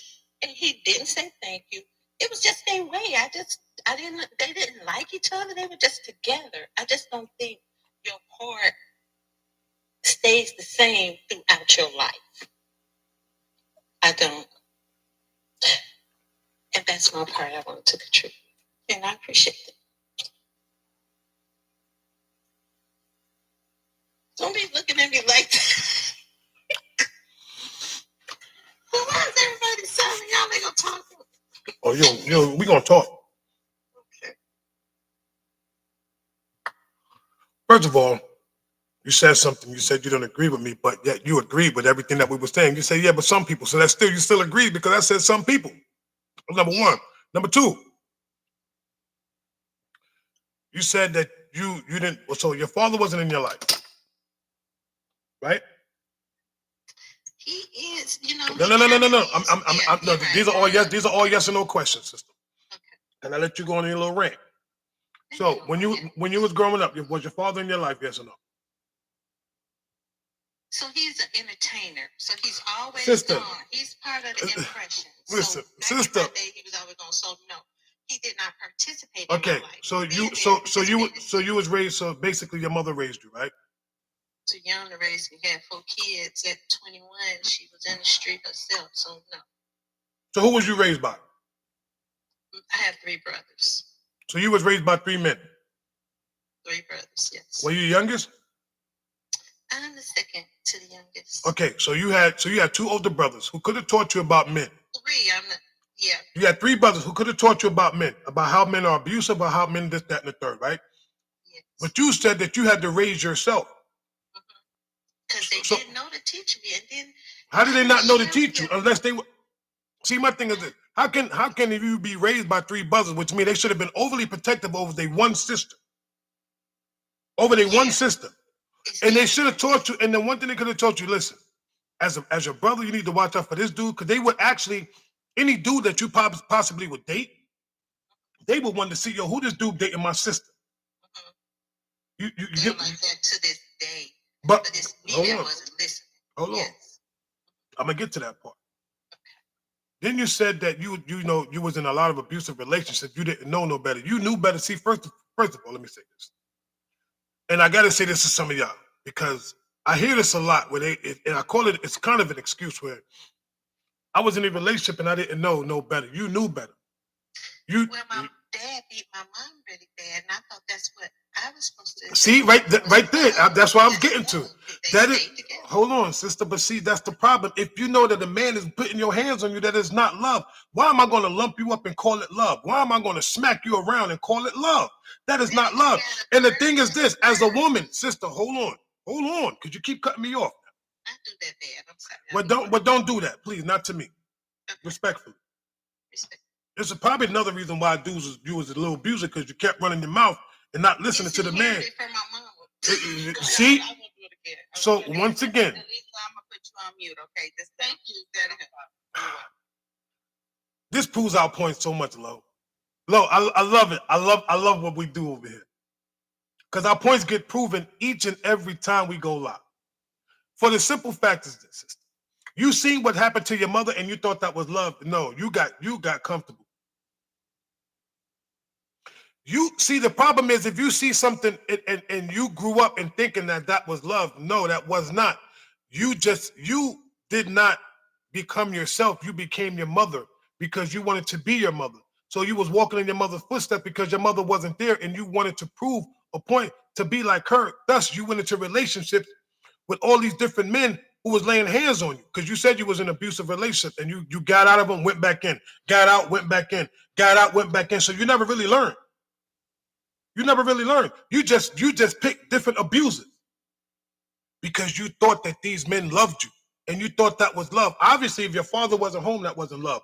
If your father wasn't loving on you as his daughter, that wasn't love. So let's just say this. You didn't know what love looked like or what love felt like. So you thought that looking at what it was, that's what love truly was. And you stuck with that until you had to until you kept going back because you never received love before. So now at this big age, I'm quite sure, hopefully you know what love looks like or what love truly is. If not, then you're going to continuously be by yourself. Why do you think a lot of women right now at certain ages is by themselves? Because they don't know what love is, because they never was loved and they never had a man love on them before. Because your first love starts from your father. And if your father can't love you, then guess what? Then your brothers can't love you. Ain't no man gonna love you, because any man you walk into, you're gonna think that man loves you.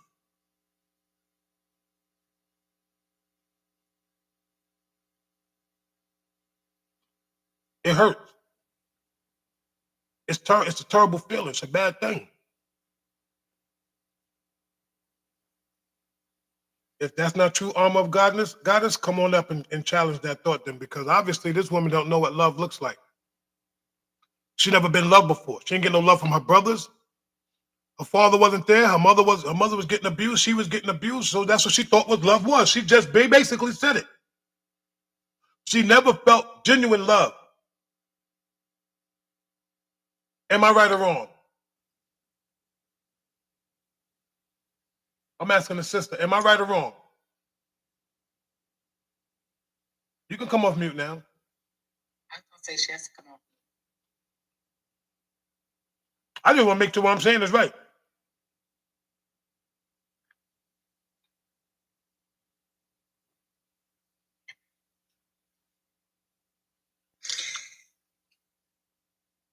You know, I thought Pearl was gonna talk. Sometimes the wording is a little harsh.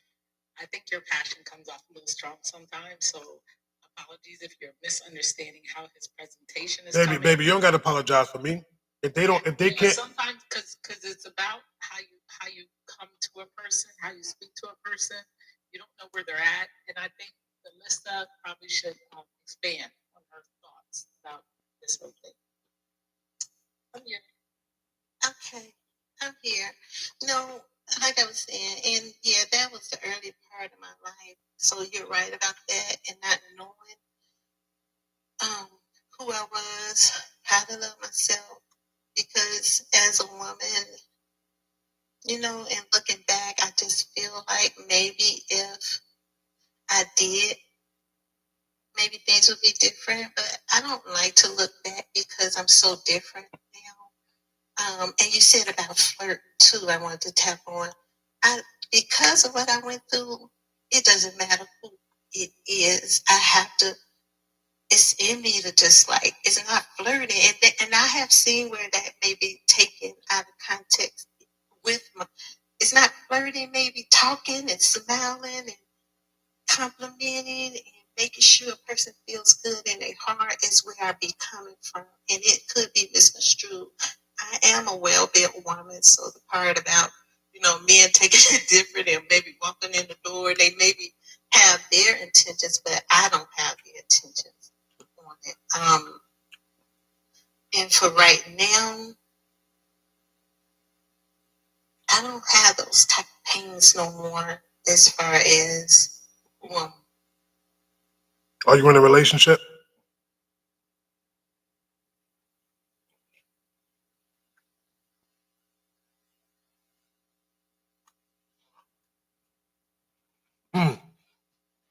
See, these are the hard conversations that a lot of people are not willing to have, but people will actually run from their truth. A lot of us don't even know our real truth, but we think that we're living our truth and don't really know. Until you come up on this platform, then you realize, like, wait a minute, maybe some things he's saying is right. I don't know people. I don't know you. And I'm not sitting here judging you. But all I can do is take the information that you give me and put it the way I see fit. If people don't like my tone, I'm not here to talk softly to nobody. I've been talking the same way all my life. Me too. You can be misunderstood. Just be who you are. That's, you know. People give me, you know what? I'm sorry. You know how to be straight. I don't know how to pillow talk something. Just say No. what you have to say. But they like, it's the way you say it. It's the way I say things the way I want to say it. If y'all think I'm being aggressive and all this, listen, what you're not going to do is this. You're not going to tone police me. Bottom line. Bottom line. You don't like it? You don't have to be here. You don't like my tone? Go someplace else where somebody's going to talk. When you're going to have another man talk softly to you because that's what you want to hear. I'm not that dude. What's wrong? No, don't worry about it, sister, because it's always some of them in the chat. It's your tone. This, that, and the third. You know why I say that? I'm going to say this. Real talk. And I said this before. I'm going to say it again. Some of y'all never had a man in your life to talk like this. Some of y'all never had didn't even have your fathers in your life. So when a man speaks in a certain type of manner, all of a sudden it's his tone. Oh my God, he's so aggressive. Please. Because all the men that you dealt with were soft. You probably tried to run them. That's the reason why. Well, that's another thing I want to touch on because whenever you don't have a really? man in your life and you're running everything, you running your home, you're paying your bills, you're going to work. That was another thing I had to learn to let the man be a man. I do have my faults in relationship, and that's because it's hard for me to let the baton, give him the baton, because first of all, I have to see that you can take care of yourself. I was with a man for 10 years, the sweetest man, but this man had no sense of responsibility. And I do believe I stayed with him for 10 years.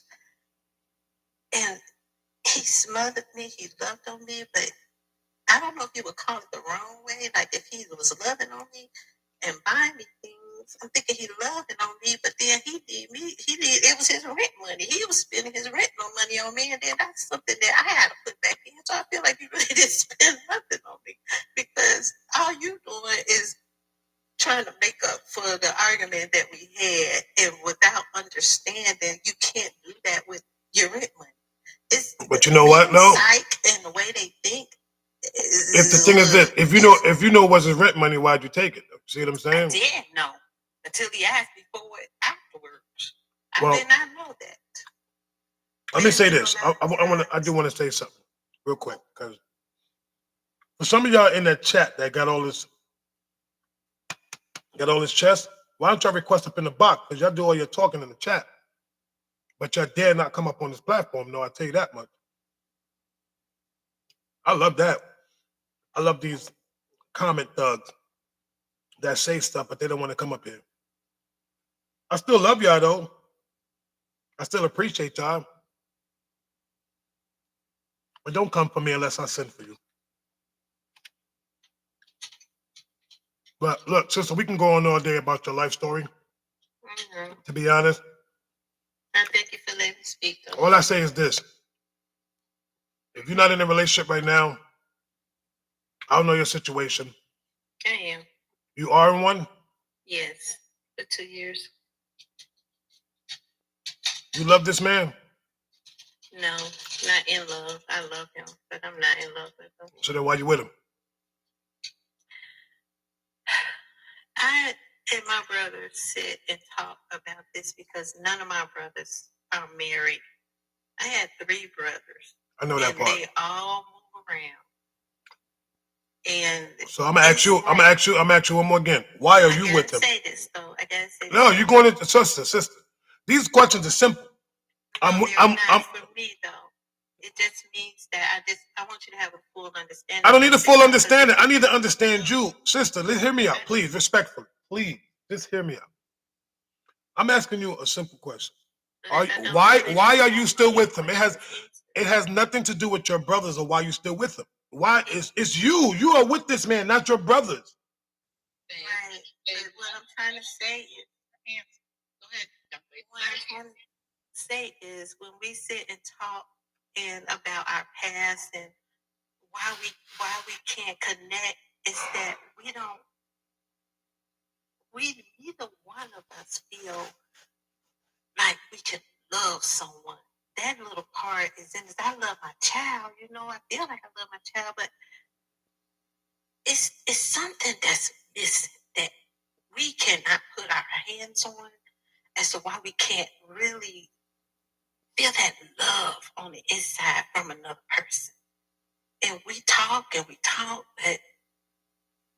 I guess lack of empathy from our family or attachment or, hugs or lifting up something to encourage you, to make you dream or to put the value in you, it just wasn't put in there.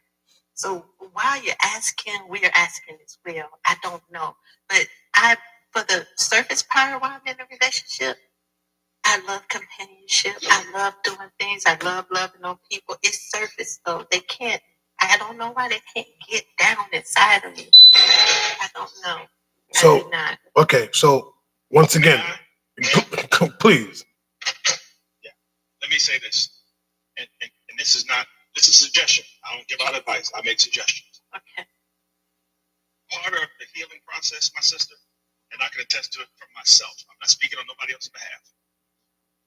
There is you have to forgive yourself as well as them. But more importantly, it takes more time for us to forgive ourselves than we do other people, because we have to deal with the trauma ourselves. We try to ask ourselves, why did that? When you find out, when you know better, you're like, why did I let that happen? Because you didn't know better.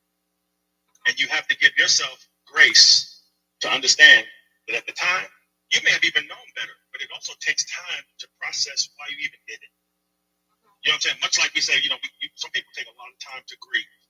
But forgiveness of the situation, understand this. First, you have to forgive yourself for not even allowing yourself to understand why your life is what it is, because it ain't got nothing to do with you. Your life is what it is because of you were put here for a reason. And understand this. Some of the things we go through, we made bad decisions, but some of the things we go through are because it's just sovereign. I'm saying that to say this. Once you do that, you have to understand there is the God kind of love is it's unconditional.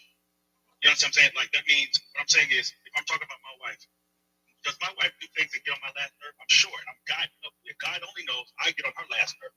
But she loved me past my flaws. And that's what you have to understand, is loving me somebody past their flaws. We can't nitpick. We have to understand, okay, can I live with this person knowing that these are the things that they probably will never change? Can I live with them? If not, then that is your sign of understanding that's not the person. Because I can tell you for a fact, when my wife told me her flaws, it didn't matter what she said or how she said it. I wanted her with me for the rest of my life until I stopped breathing. So I'm saying that to simply say, understand this. Forgiving yourself takes time. But here's the thing. When I say it takes time, meaning you forgive yourself, and now you just want to keep doing what you got to do to be the better person, because you're not going to get your answer from another human being. Your answer comes from your creator. And he's already told you it's going to be all right, because guess what? You now acknowledged that there was a problem, or that you were missing something. I'm sure there's plenty of people on this panel and plenty of people who are listening.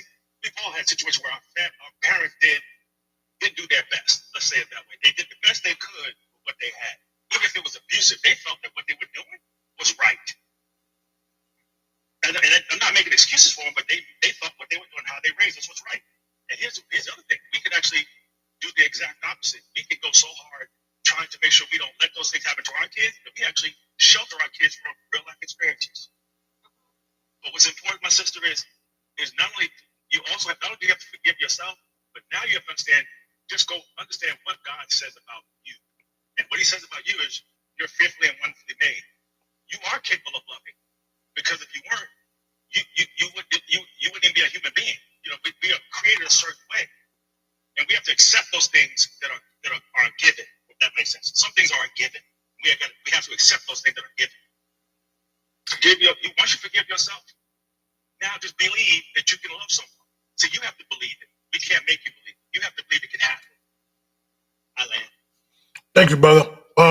First of all, sister, thank you for calling up. Thank you for joining us. You're welcome. I appreciate it. Thank you for sharing what you wanted to share. Okay. So we're gonna move on to what's that, Kiki? I'm saying it right? Yes, that's correct. All right, welcome in, Kiki. Thank you.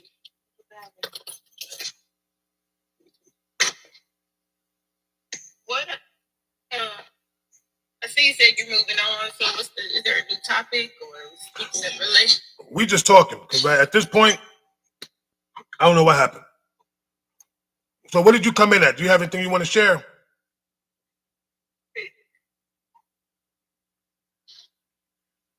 Say that again. I'm sorry. I said, do you have anything you want to share?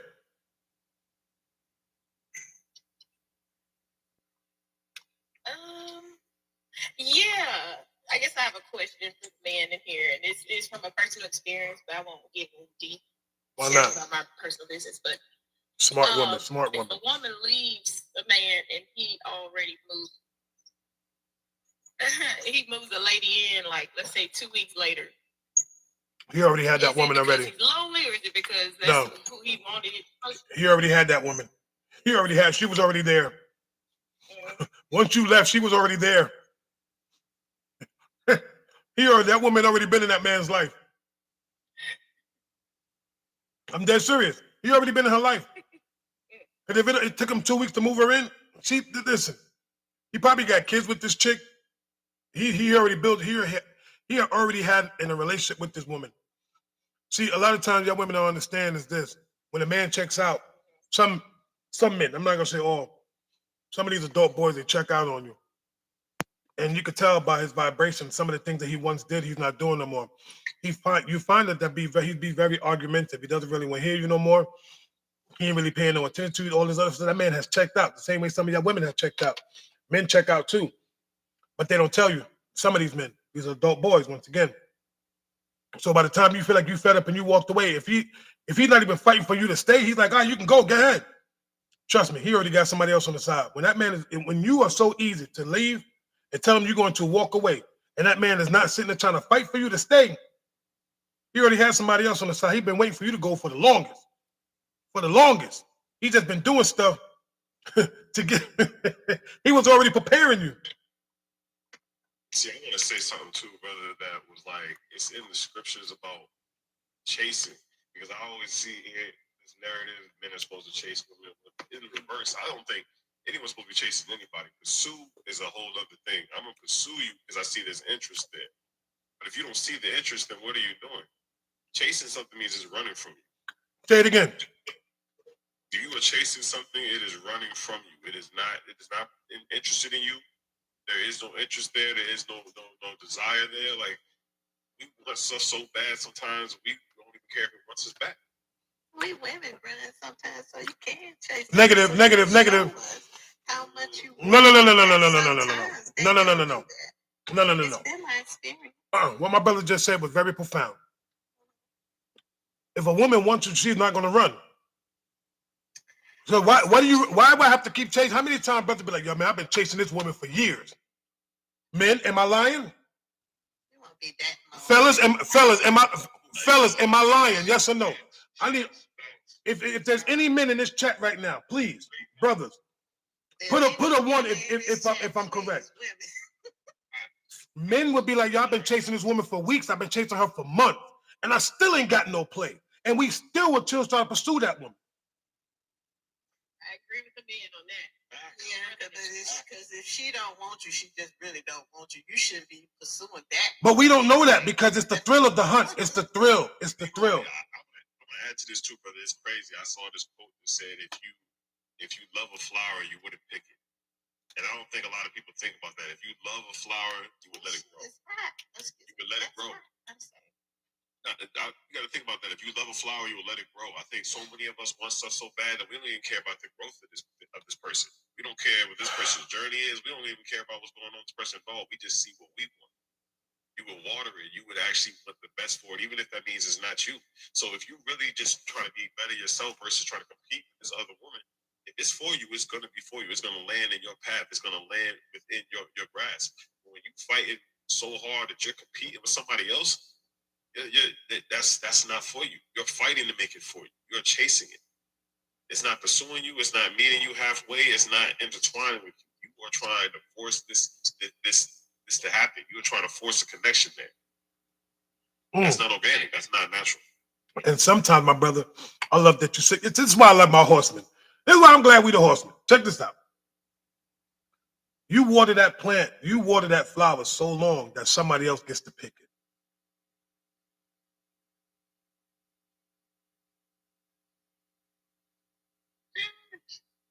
Yeah, no, that's a fact. Look, that's crazy. That's the truth. Think about how many times we have been hunting, going buck wild over a chick and doing all this other stuff for this woman. And guess what? Some brother come and swoop right in, and you be like, huh? All the work I put in to get this woman, and he just came in. And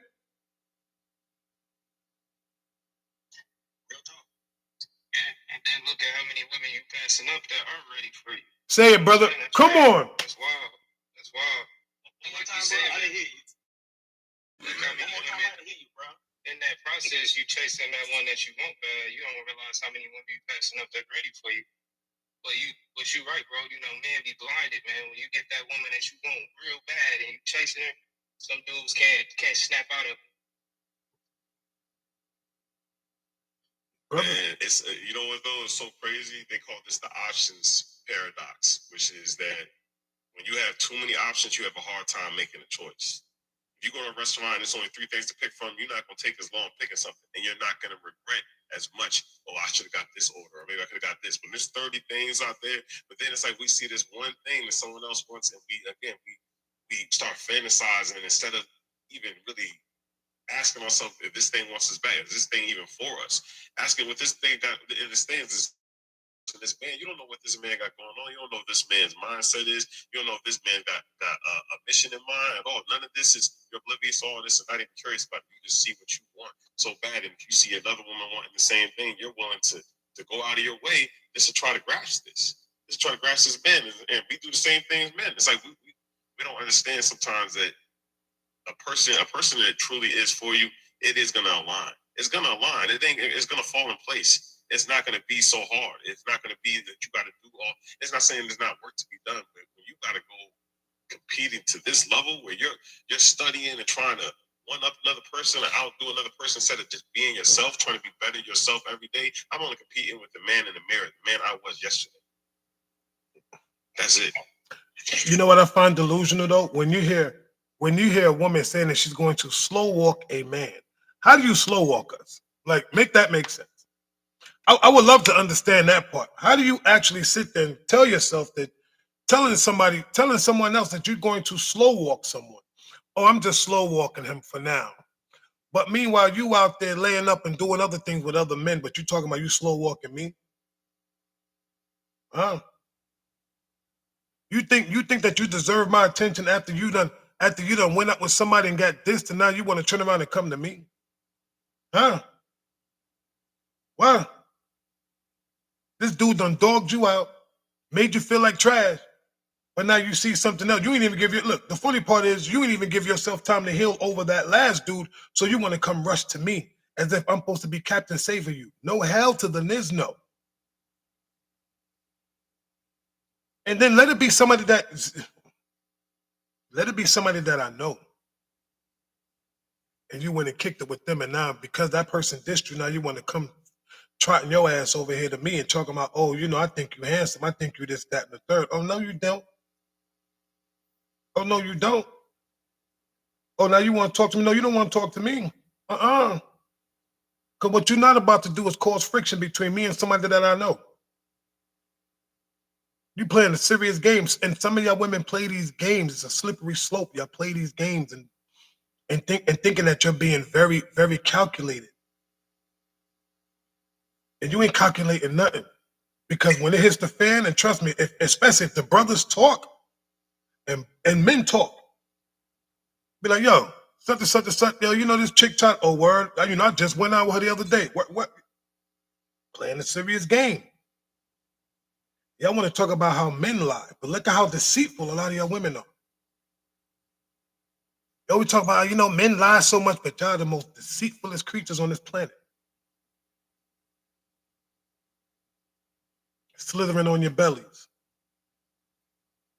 Trying to strike your venom into anybody that y'all could possibly get.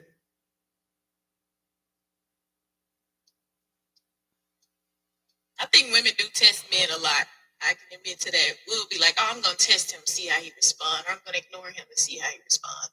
And then little do we know, we really crossing his boundaries. He's like, oh, yeah, that's you out of bounds. That's not what I'm interested in. Then we're like, oh, he failed the test. No, it's not that he failed the test. You failed yourself because you was too thirsty. Yeah, that's true. See, when you got these thirsty behind women out here, and there's a lot of thirst bucket chicks out here, they just be fiend out just to get with a dude. Fiend out. They want him just because he looks. And the sad part about it, you don't even know nothing about this man. But the fact that he looks good, he looks good to you, and you think, well, we together, we go, no. You don't even know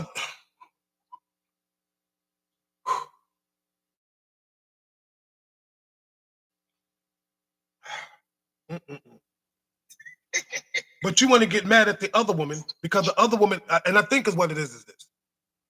Because the other woman is getting so much attention from this man and you're lacking the attention, but because you keep trying to get this man's attention and he's not paying attention to you, that's the part that hurts. Here we go. Men do the same thing. It's always why we're not talking about men. Stop, please stop. I know men do the same thing, but I'm a man,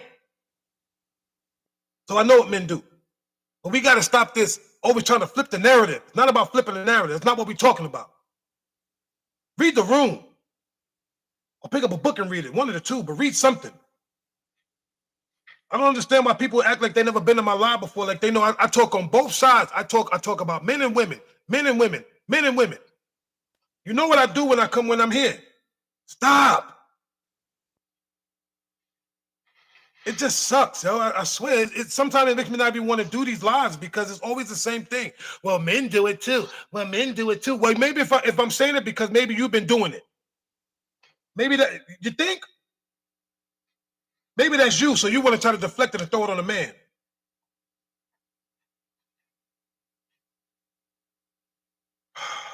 Golly, yo, it's annoying. That's that programming again, bro.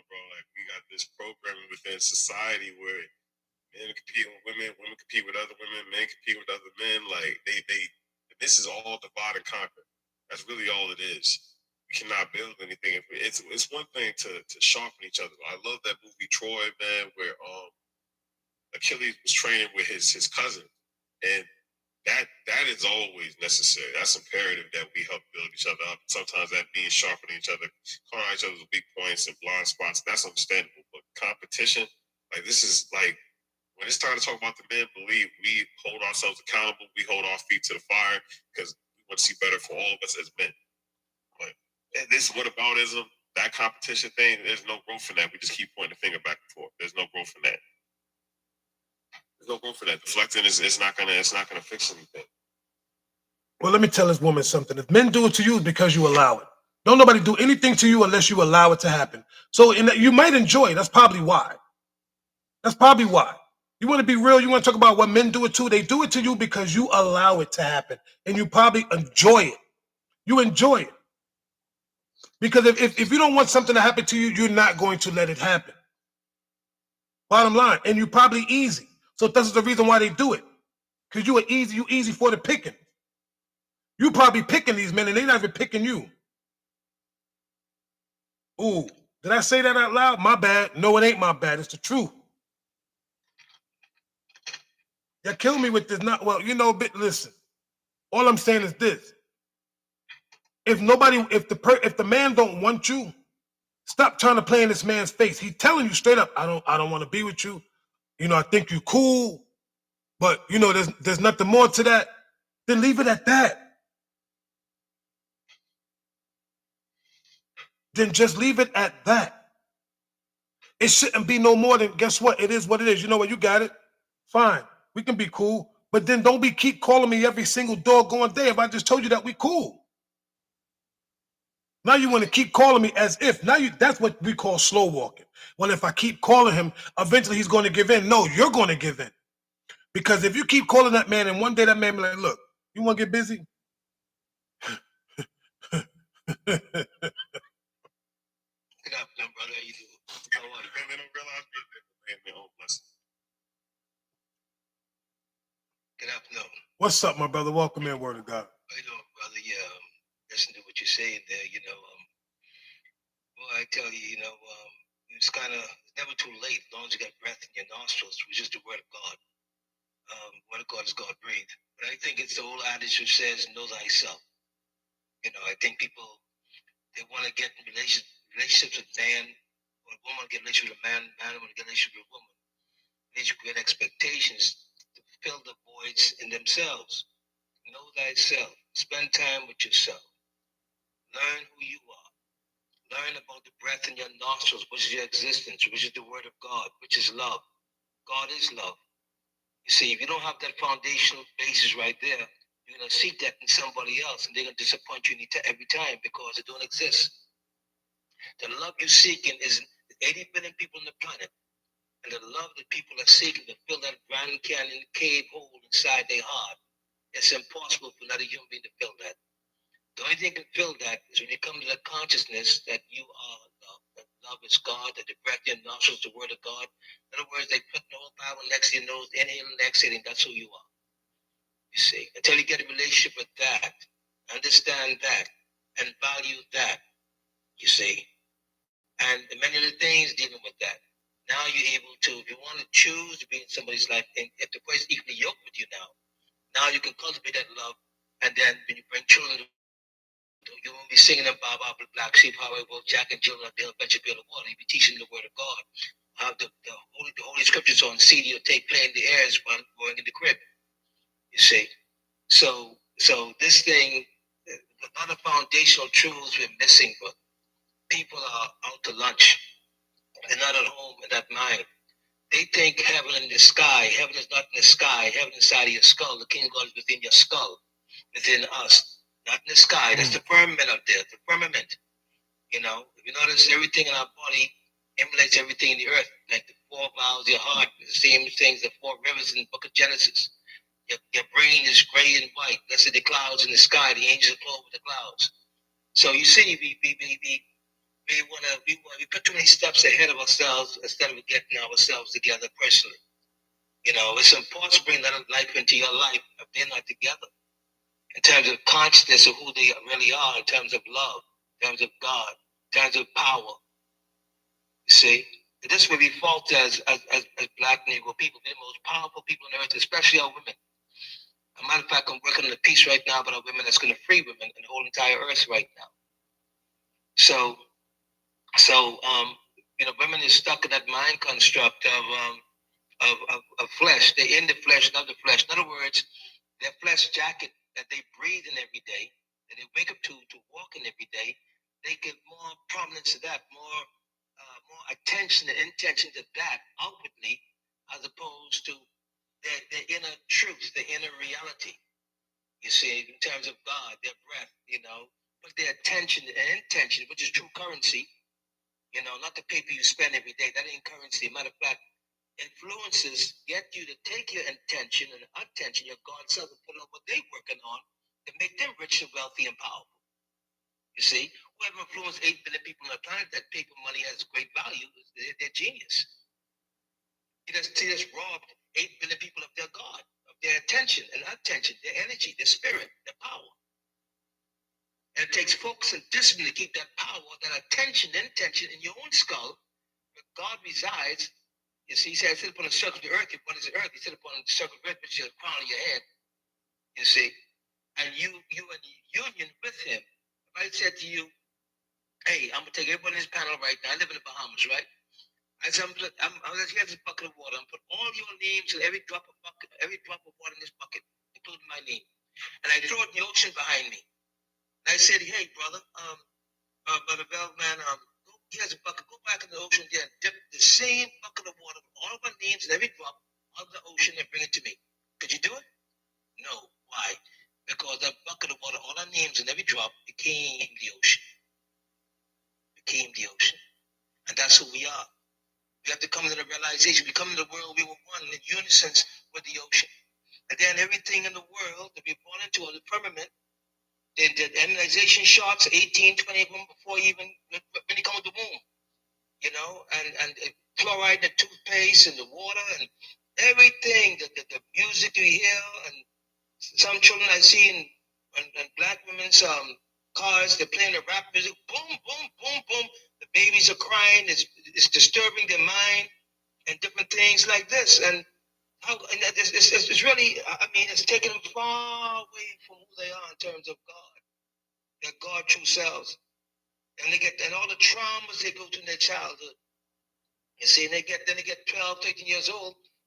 They have to take accountability and responsibility for all the things they couldn't protect themselves from as infants. Hold on, brother. I got to reel you back in though. You're monologuing a little bit. I love what you're saying, but I got to draw you back in though, because you went to children. You know, we got to land that plane somewhere. Okay, no problem. What I'm trying to say is this: we all got to be accountable and responsible for who we are in our flesh body. Stop expecting from other people.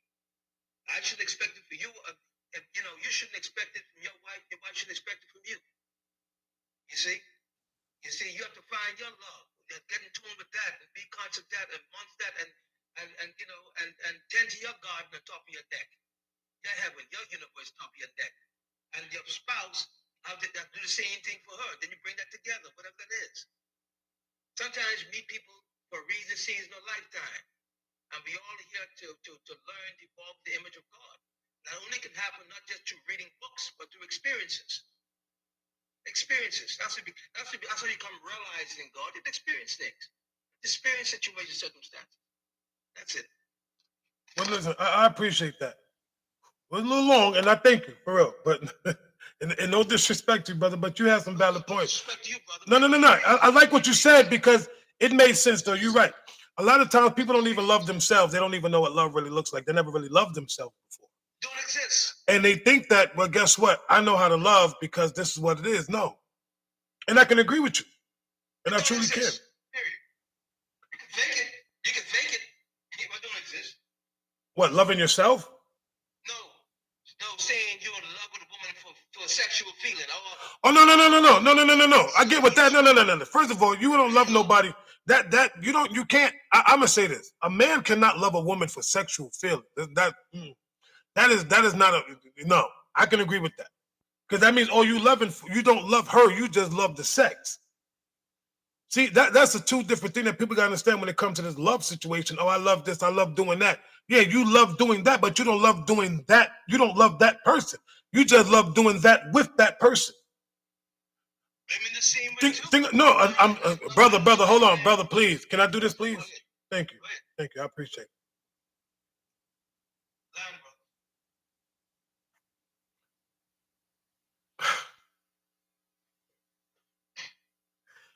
Oh God, I gotta laugh right now. I need to. Ooh, I can't even get it out my mouth. I'm laughing so much.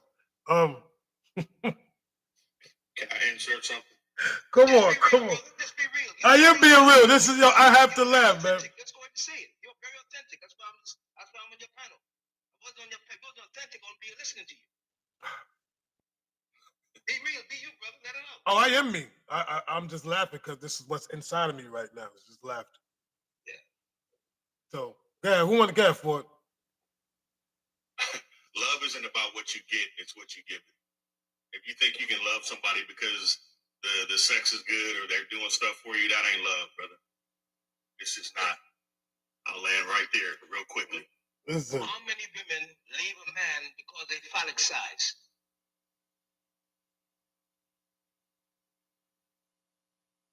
What I'm on right now, though, to be honest, is you say they call it love because he's this size. What they say, oh, love is the size. You know, people only love. People are not. Let me say, people are not in love with the person no more. They just love what they can actually get from the person or what the person has to offer or what the person. I love that this man looks like this. I love that you do that. We forget about, listen, I love you for you. I love you just for being who you are. I love you just the way you are. Hold on, brother. I gotta mute you a little bit because I don't like the ad-libs. No disrespect, but I don't like when I say something, I like people to be like this, that, third. I feel like cut me off. This whole competition thing is what we taught. This whole competing with someone.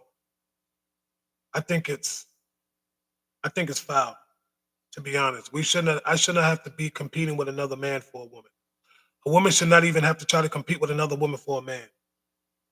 I don't like it, but people do it anyway. And I say women do it because you compete for a man by the way you dress. Men do it. We compete for women by the way that we try to talk and the way we act.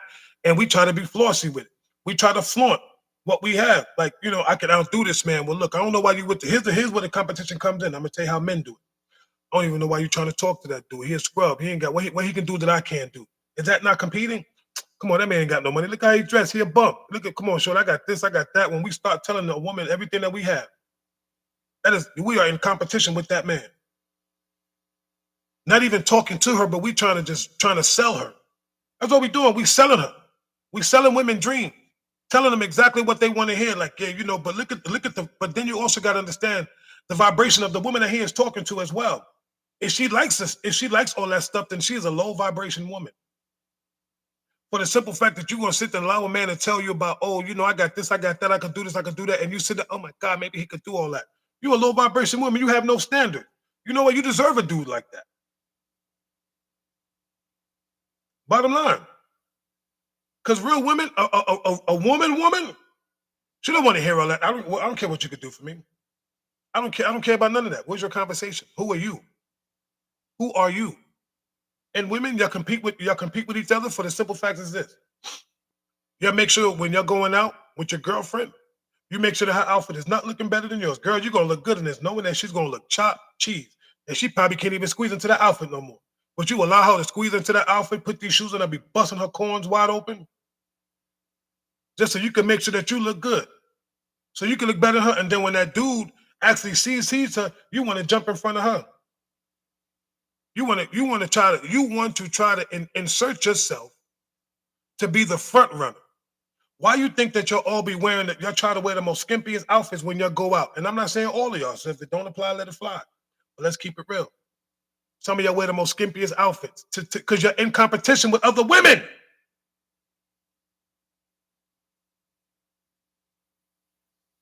No, you're not all winning. I'm sorry. Not all of y'all winning. I got to say that. Not all of y'all winning. Some of y'all are straight losers. Some of y'all in a race and y'all in first place, but really in last. You're getting beat by a tortoise. Because you ran out of gas.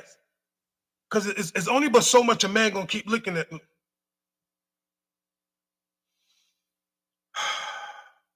You can speak for yourself all you want.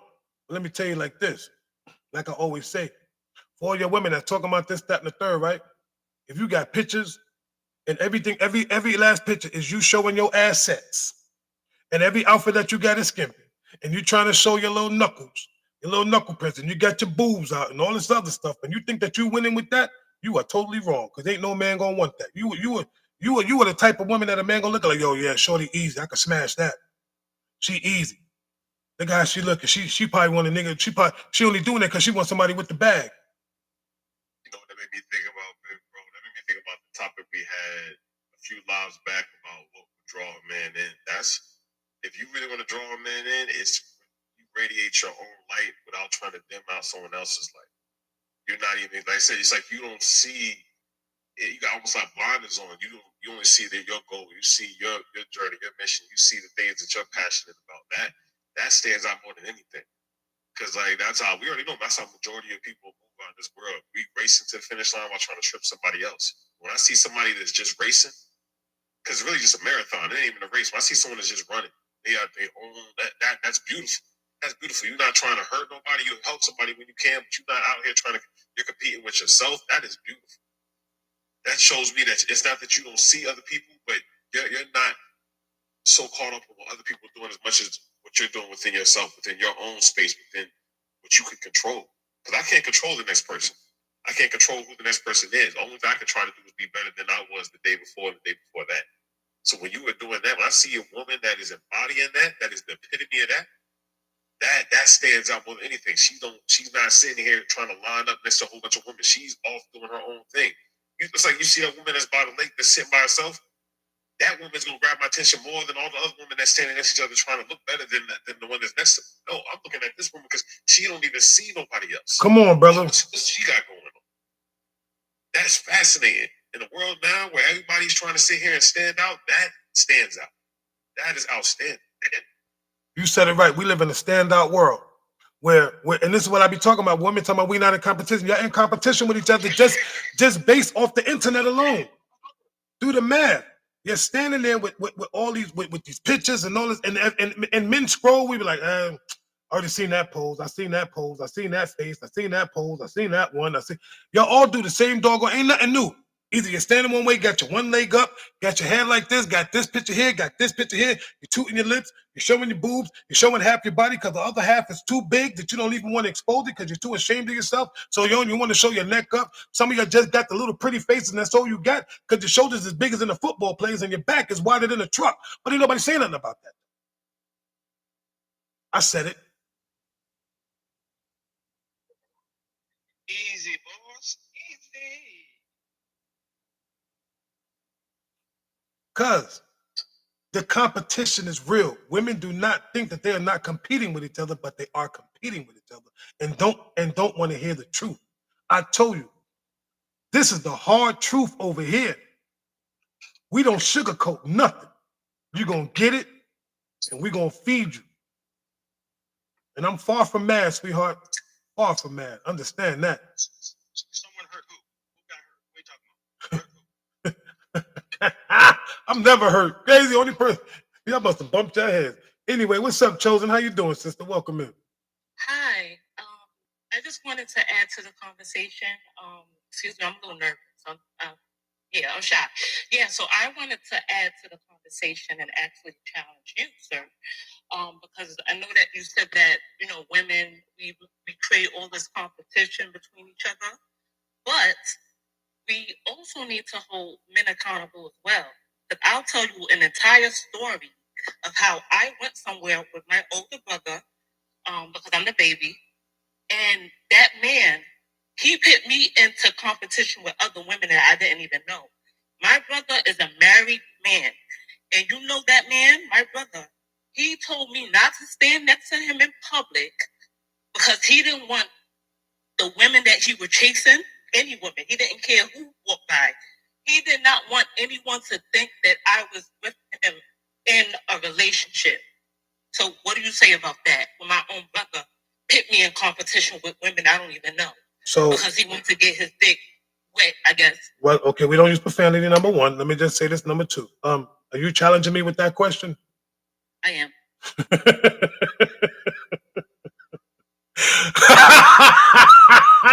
Okay. Got that laugh out. Let me tell you something. First of all, if you was with your brother and your brother did that, then your brother's a loser. Number one. First of all, your brother. Yeah. Now, I'll let you speak. Here's the thing. Your brother was married, and you knew that your brother was married. But yet he took you somewhere, so he used you as bait, and you was the bait. It had nothing to do with anything. He don't want you standing next to him. He used you as bait, and you fell for the bait. That's all it was. You stood there, and he was like, no. Don't stand next to me. I want a woman. You should have been like, but wait a minute, brother, you married. So as his sister, why didn't you check him? Okay, so first of all, let me mention that. But you didn't mention that. Because I see that when it comes to men, you have like a different opinion. First of all, sir, I am the baby of the family. I am his little sister. Here we go. I should not have to tell him that. He should have enough control over himself to understand that. But obviously he didn't. I should not, and he's older than me. Okay, I'm gonna let you finish. Before I say something. I don't think I should have to tell a grown man that's supposed to be my brother. But I'm gonna be honest, even though I didn't say anything at the time, and I still haven't really told him how disappointed I was in him. But you don't think that hurt when I realized what my brother was doing? No, I couldn't even fathom that it was happening. So let me watch this. Lotus, are you with me? Just real quick, and this is no joke. Lotus, can you come off mute, please, real quick, please, respectfully?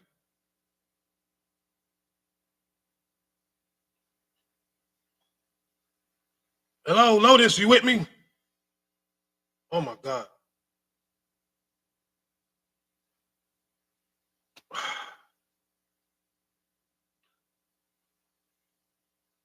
Where's she at? Like, is she here or she just sitting in the box? Like, I got a question. I need to.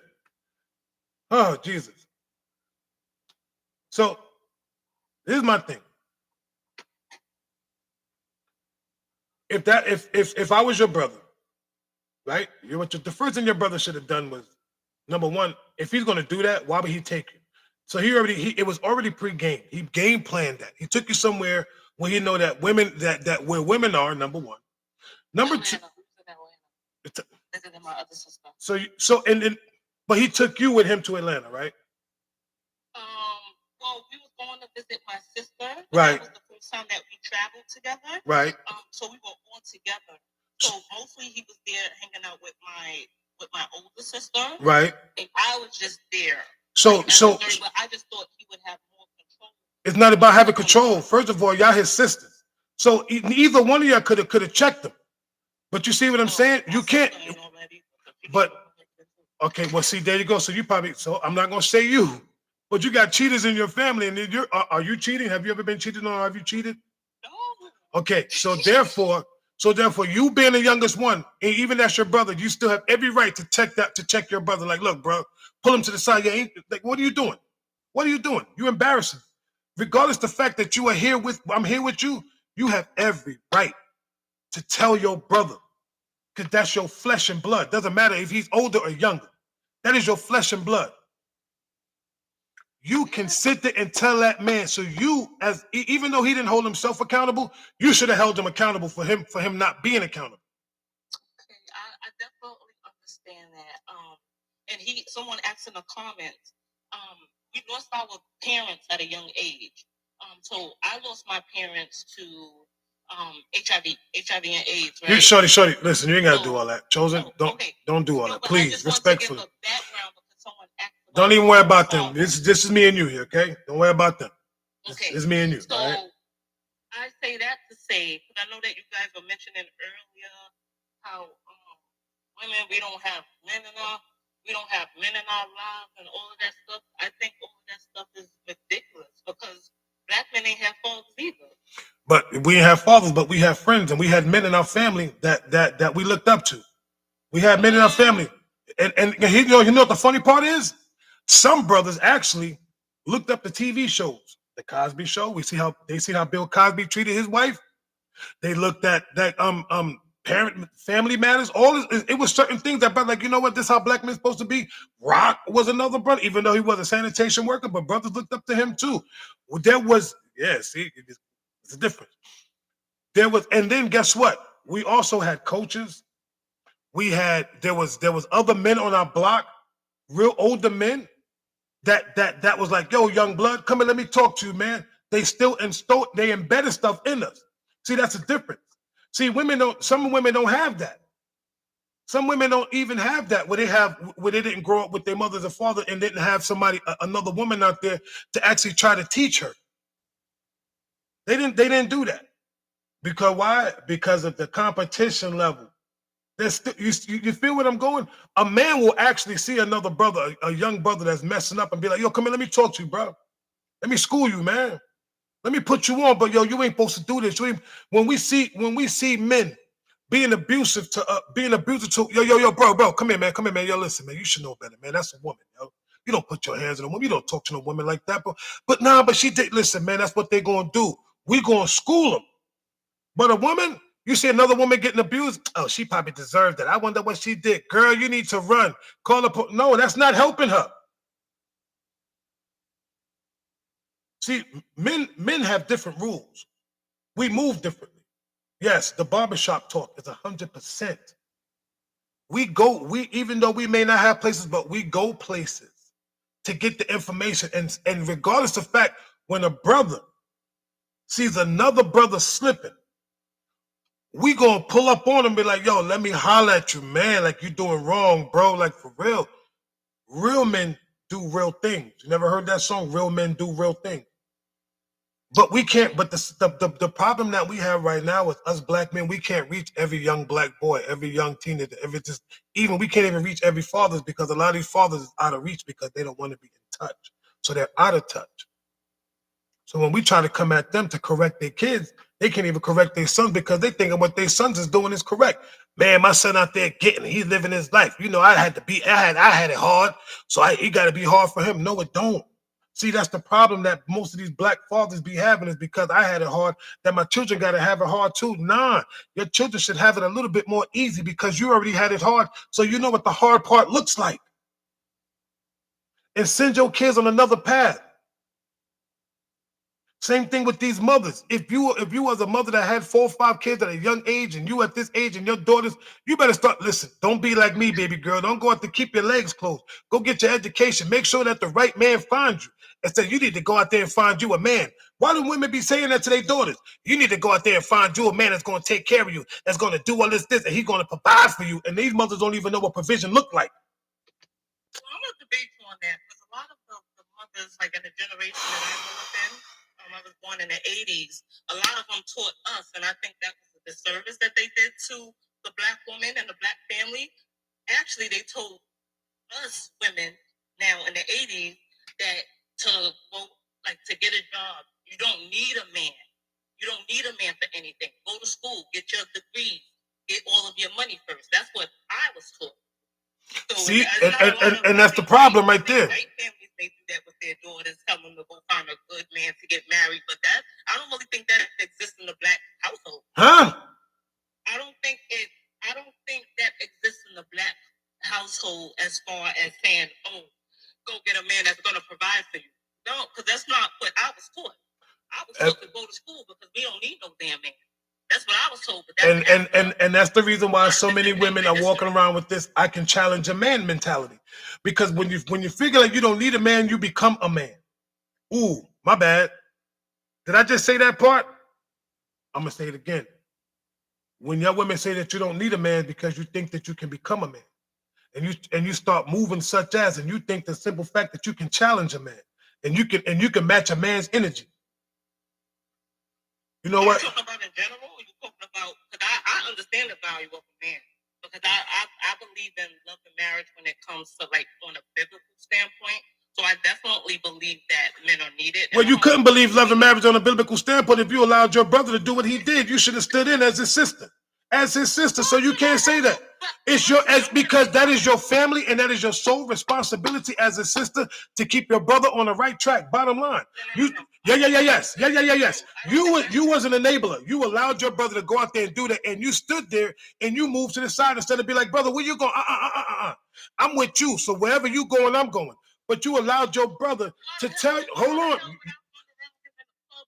So what? Why you, first of all, you listen. You sat there with your brother. He told you, I don't want you close to me because I don't want women thinking that we together. At that point, I would have been close to that nigga's arm. I'm sorry, but I'm not sorry. Everywhere he walked, I would have been and be like, listen, my brother's married. Can I help you? Why you in my brother's face? But you allowed your brother to go out in that club and be flirting with all these women while you sat around and looked at it, and then you want to come up here and talk about you want to challenge me about something that your brother did.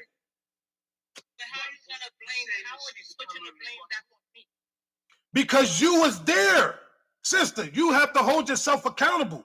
You was with your brother. You stood. It had nothing to do with a lot of men. We talking about you. You came up here talking about your brother. We're gonna talk on your brother. You, sister, came in here and said, I'm going to challenge you. You enabled that behavior. Listen, you allowed that situation to happen. However you look at it. It's not about what you agree with. It's the truth. If my sister is with me, if my sister is, listen, first of all, time out. Hold on. When I'm speaking, I don't need nobody speaking over me to try to make their point. Let me land my plane, and then people can speak. I'm the host here. And I should not have to raise my voice to get my point across over someone who's trying to, you came and you asked me a question, I'm giving you my analogy, period. If you don't like it, I told y'all before, you can't come up here and say something to me and expect me not to say what I need to say. I'm going to say what I need to say. I'm going to say how I'm going to say it. Bottom line. I mean, I definitely understand, but I still don't. But I'm not surprised with certain platforms that's directed for a certain demographic, because I still don't understand, even listening to you right now, how that could have been switched around to be my fault. Let me say. I want you to follow me, Chosen. I need you to follow me, okay? Listen, what we're not going to do, you know what? I don't do that. You don't come out here and try to promote your damn self. Go run your own live and promote yourself. I want you to follow me. For what? What, you going to lead it to the promised land? You can't even lead yourself. Get out of here. Anyway, let me say what I need to say. I'm very shy, so I'm not a fighter. But I don't even think I would do that. That's my older brother. So I'm going to be honest. When I seen that, I was so surprised, because in my head, maybe that's the fairy tale bullcrap that I was taught.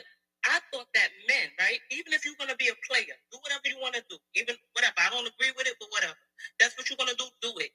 But I thought certain men had a certain, and maybe I expected too much, had a certain caliber about them. That in the presence of their daughters and their sisters, they ought to put on the best presentation possible. That was in my head. So when he did that, I was shocked. I'm not even going to lie to you. I was shocked. Okay. I couldn't believe he actually was saying this out of his mouth to me. So this happened over the weekend, maybe like 2 or 3 days we were hanging out. Okay, so let me give my perspective real quick. And I hear what you're saying. Just hear me out. Okay, now I'm gonna try to speak in the most monotone, in the most calmest way that I possibly know how, which I really don't know how, but I'm gonna try. Here's why I say you have to hold yourself accountable to. I'm not blaming you. See, I'm not throwing the blame on you. I'm just telling you, you have to take accountability as his sister for the simple fact you enabled this man. First of all, you went with a married man, your brother who was married, you know is married to a club, which he's probably been going to before. So you're going to a club and automatically you're together. He's telling you, yo, look, I know you're my sister, but I don't want you standing away, you're too close, because I don't want these women thinking that we together. Because you're probably an attractive woman, right? So at the end of the day, he doesn't want other women to look at you and thinking that you're together. So that's why he decided to move and you darted. Instead of, you already enabled that situation. You allowed your brother to walk amongst a pack of wolves by himself. He was a sheep and he with all these wolves in that club. I ain't no damn sheep. Sister, hold on, please. I'm using it as an analogy, which means you allowed your brother to walk through all of that and go out there and do what he wanted to do. As his sister, what you should have done was stayed by his side regardless of the fact. And every woman that came to approach him, you would have watched him first. Oh, so you're not going to tell these women that you married? Play the game. It's okay to say that. Why are you playing for? Because, brother, you married. You know you married. But Mr. Velvet, let me tell you something. Actually, the first time he said it, because my brother's kind of a jokester, we were actually wasn't even in the club. We were actually in one of the Waffle Houses in Atlanta. That's when he first said it. But sir, it was impossible. I don't know if you've ever seen, the only way that I can describe it, and it's kind of sad to see a grown man act like that. The only way I could describe it, you ever seen like in the movies, like where teenage boys, they try to get as much vagina as they possibly can? Sir, he was on a mission that had nothing to do, well, the only part that had to do with me is that I stayed away, so I went and blocked his flow. So he was on a mission. So it wasn't just one or two, and he was going after just anybody. But sister, hear what I'm saying. But you sat there and watched it, right? You could have been like, listen, we can leave. Let's go. I didn't sit there and watch it because I was hanging out with once he told me to stay away from him, remember I told you we were with my other sister, I just stayed with my other sister. So both of y'all should be held accountable. Because both of y'all are enablers. You already know that one of your sister was already like that, and your brother's like that, and you're not like that. So you should have been like, listen, we need to get out of here because I'm not comfortable in the situation. You my brother, you out here, you could have pulled him aside like, bro, what are you really doing? You know what you married. If that's the case, you might as well leave it. Like, you have every right to say that. Bottom line. If I see, he took that vow in front of God. It has nothing to. You're not hearing what I'm saying, because if you're hearing what I'm saying, you wouldn't be trying to challenge everything that I'm saying and come up with an excuse or every other reason why you shouldn't have done what you should have done as his sister. Has nothing to do with his woman, has nothing to do with God. It is you. And guess what? God put you in that position to tell that man something, but you didn't yield to that. You see what I'm saying? If you want to throw God in there, you was there. You're supposed to be his savior. But you couldn't even save your brother from doing that nonsense. Y'all think black women's supposed to be your savior. Whoa, here we go. Now we really going there? Who said anything about black? That is your brother. Has nothing to do with you being my woman. That is your brother. And you could have easily told your brother, look, bro, I don't like how you moving. I don't like how you doing it. He knew I wasn't okay with it. Because I had to look up discuss on my Look on discuss and saying something is two different things, sister. And we don't look for every black woman as our savior. Because y'all ain't got no capes and your damn sure ain't got no S on your chest. Yeah, well, I'm with you on this one, bro. Only because this is just listening, just observing.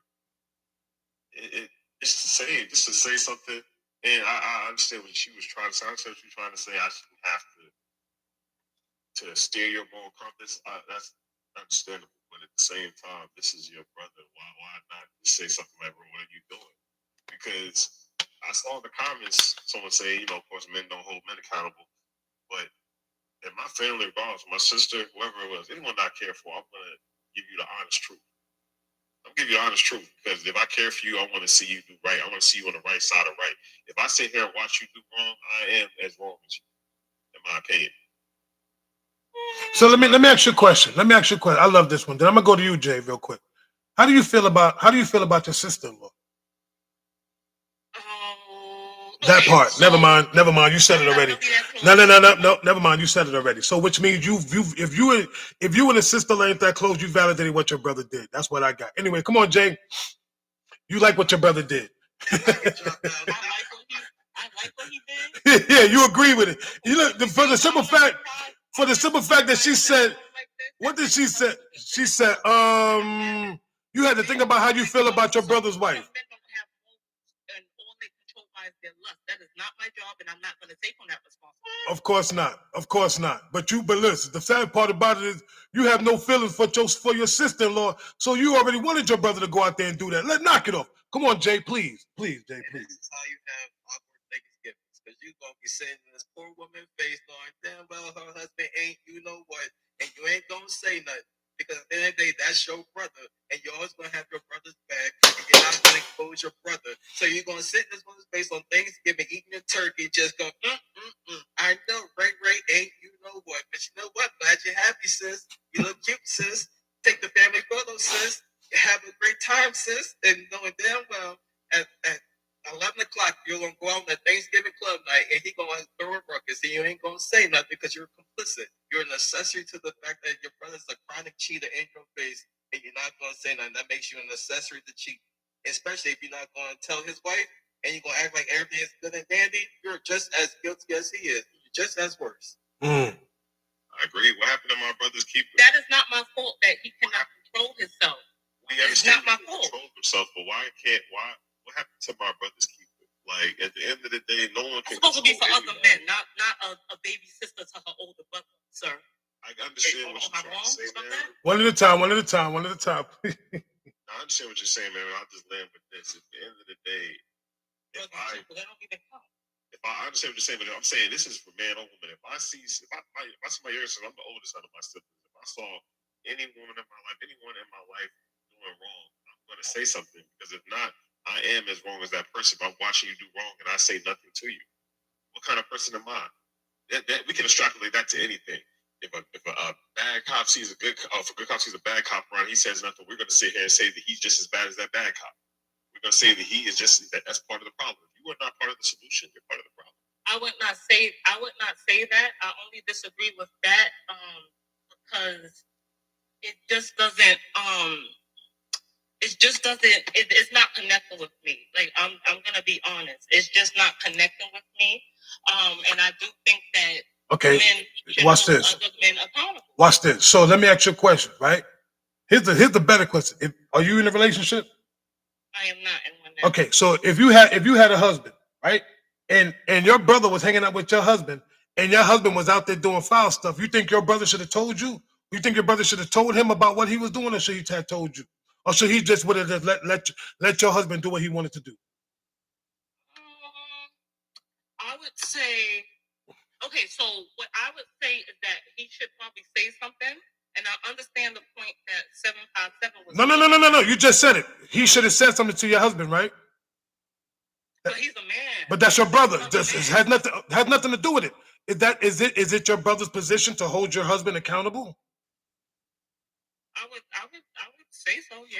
So then it's vice versa, and you didn't do the same thing. So guess what? Well, you're not listening to me. No, you ain't. I'm hearing everything you said. I just put the same scenario that you just did. You said that I was just as guilty by promoting it. I didn't say you was guilty. I said that you didn't hold yourself accountable, sister. You are accountable for that nonsense. You allowed your brother to go out. You went out with your brother and allowed your brother to mingle and flirt with other women, knowing that you don't even get along with the sister-in-law. So I allow my brother to have sex with another woman when he has a wife. I did that. you don't even get along with the sister-in-law. So you promoting it. I said that, but you don't know my family. I told you. Okay, you know what? Listen. So you don't know my family dynamics. All right, you know what? I ain't got time for this. So here's the thing. No. Can I ask a question real quick? All right. Come on. You Again, you can still ask the question because she's getting packed up. I wanted to ask this question. What's up, panel? What's up, though? I wanted to ask a question because I hear women say this all the time. I hear women say it's this new terminology that they saying I'm a girl's girl.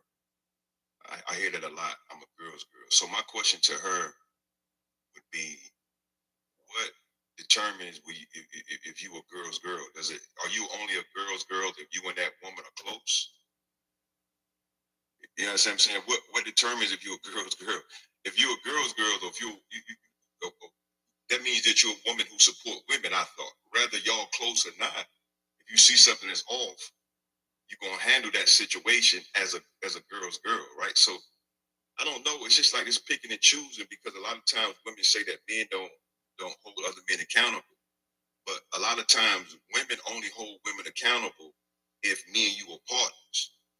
If I see a dude do something crazy, I don't even got to know. Matter of fact, I had a situation yesterday. I don't even got to know you. I could say something to you on some man type stuff, on some respect man type stuff, like, bro, this is. So I'm, you know what I'm saying. But for her to say we ain't close, so I don't get that. So where does that whole girls girl thing come? How does that come into play? You understand what I'm saying? Right. No, and the sad part is when I told her this: if your brother, you going out with your brother, and you are single, and you already know that your brother is he's out there flirting, and he's sitting there telling you, that's like, okay, put it like that. That's like me and you going out. You know I'm married, right? But me and you hanging, I'm like, yo, bro, don't stand too close, because I don't want these women thinking that I'm married. You know what I'm saying? I don't want them thinking that. You know what I mean? Like that. How does that even sound? That's like me going out with my sister, telling my sister, yo, I don't want you too close, because I don't want women looking at us like we together. Huh? She just said that. She just said in the comments. She says I don't identify with girls girl. So well, help me to understand. Like, so I'm trying to. Do y'all understand what I'm trying to? I get what you said. You don't identify as a girl's girl, so that means that you don't address. That's your sister-in-law, and something is happening that's wrong, and you got to sit with this lady at some point and know that something happened wrong. Like, why wouldn't you step in and say something about something? I just don't. I'm confused on this. I'm highly confused. Come on, Jay. You got something you want to say, Jay? Yeah, I have a question. Why do women hold men to higher standards than they hold themselves?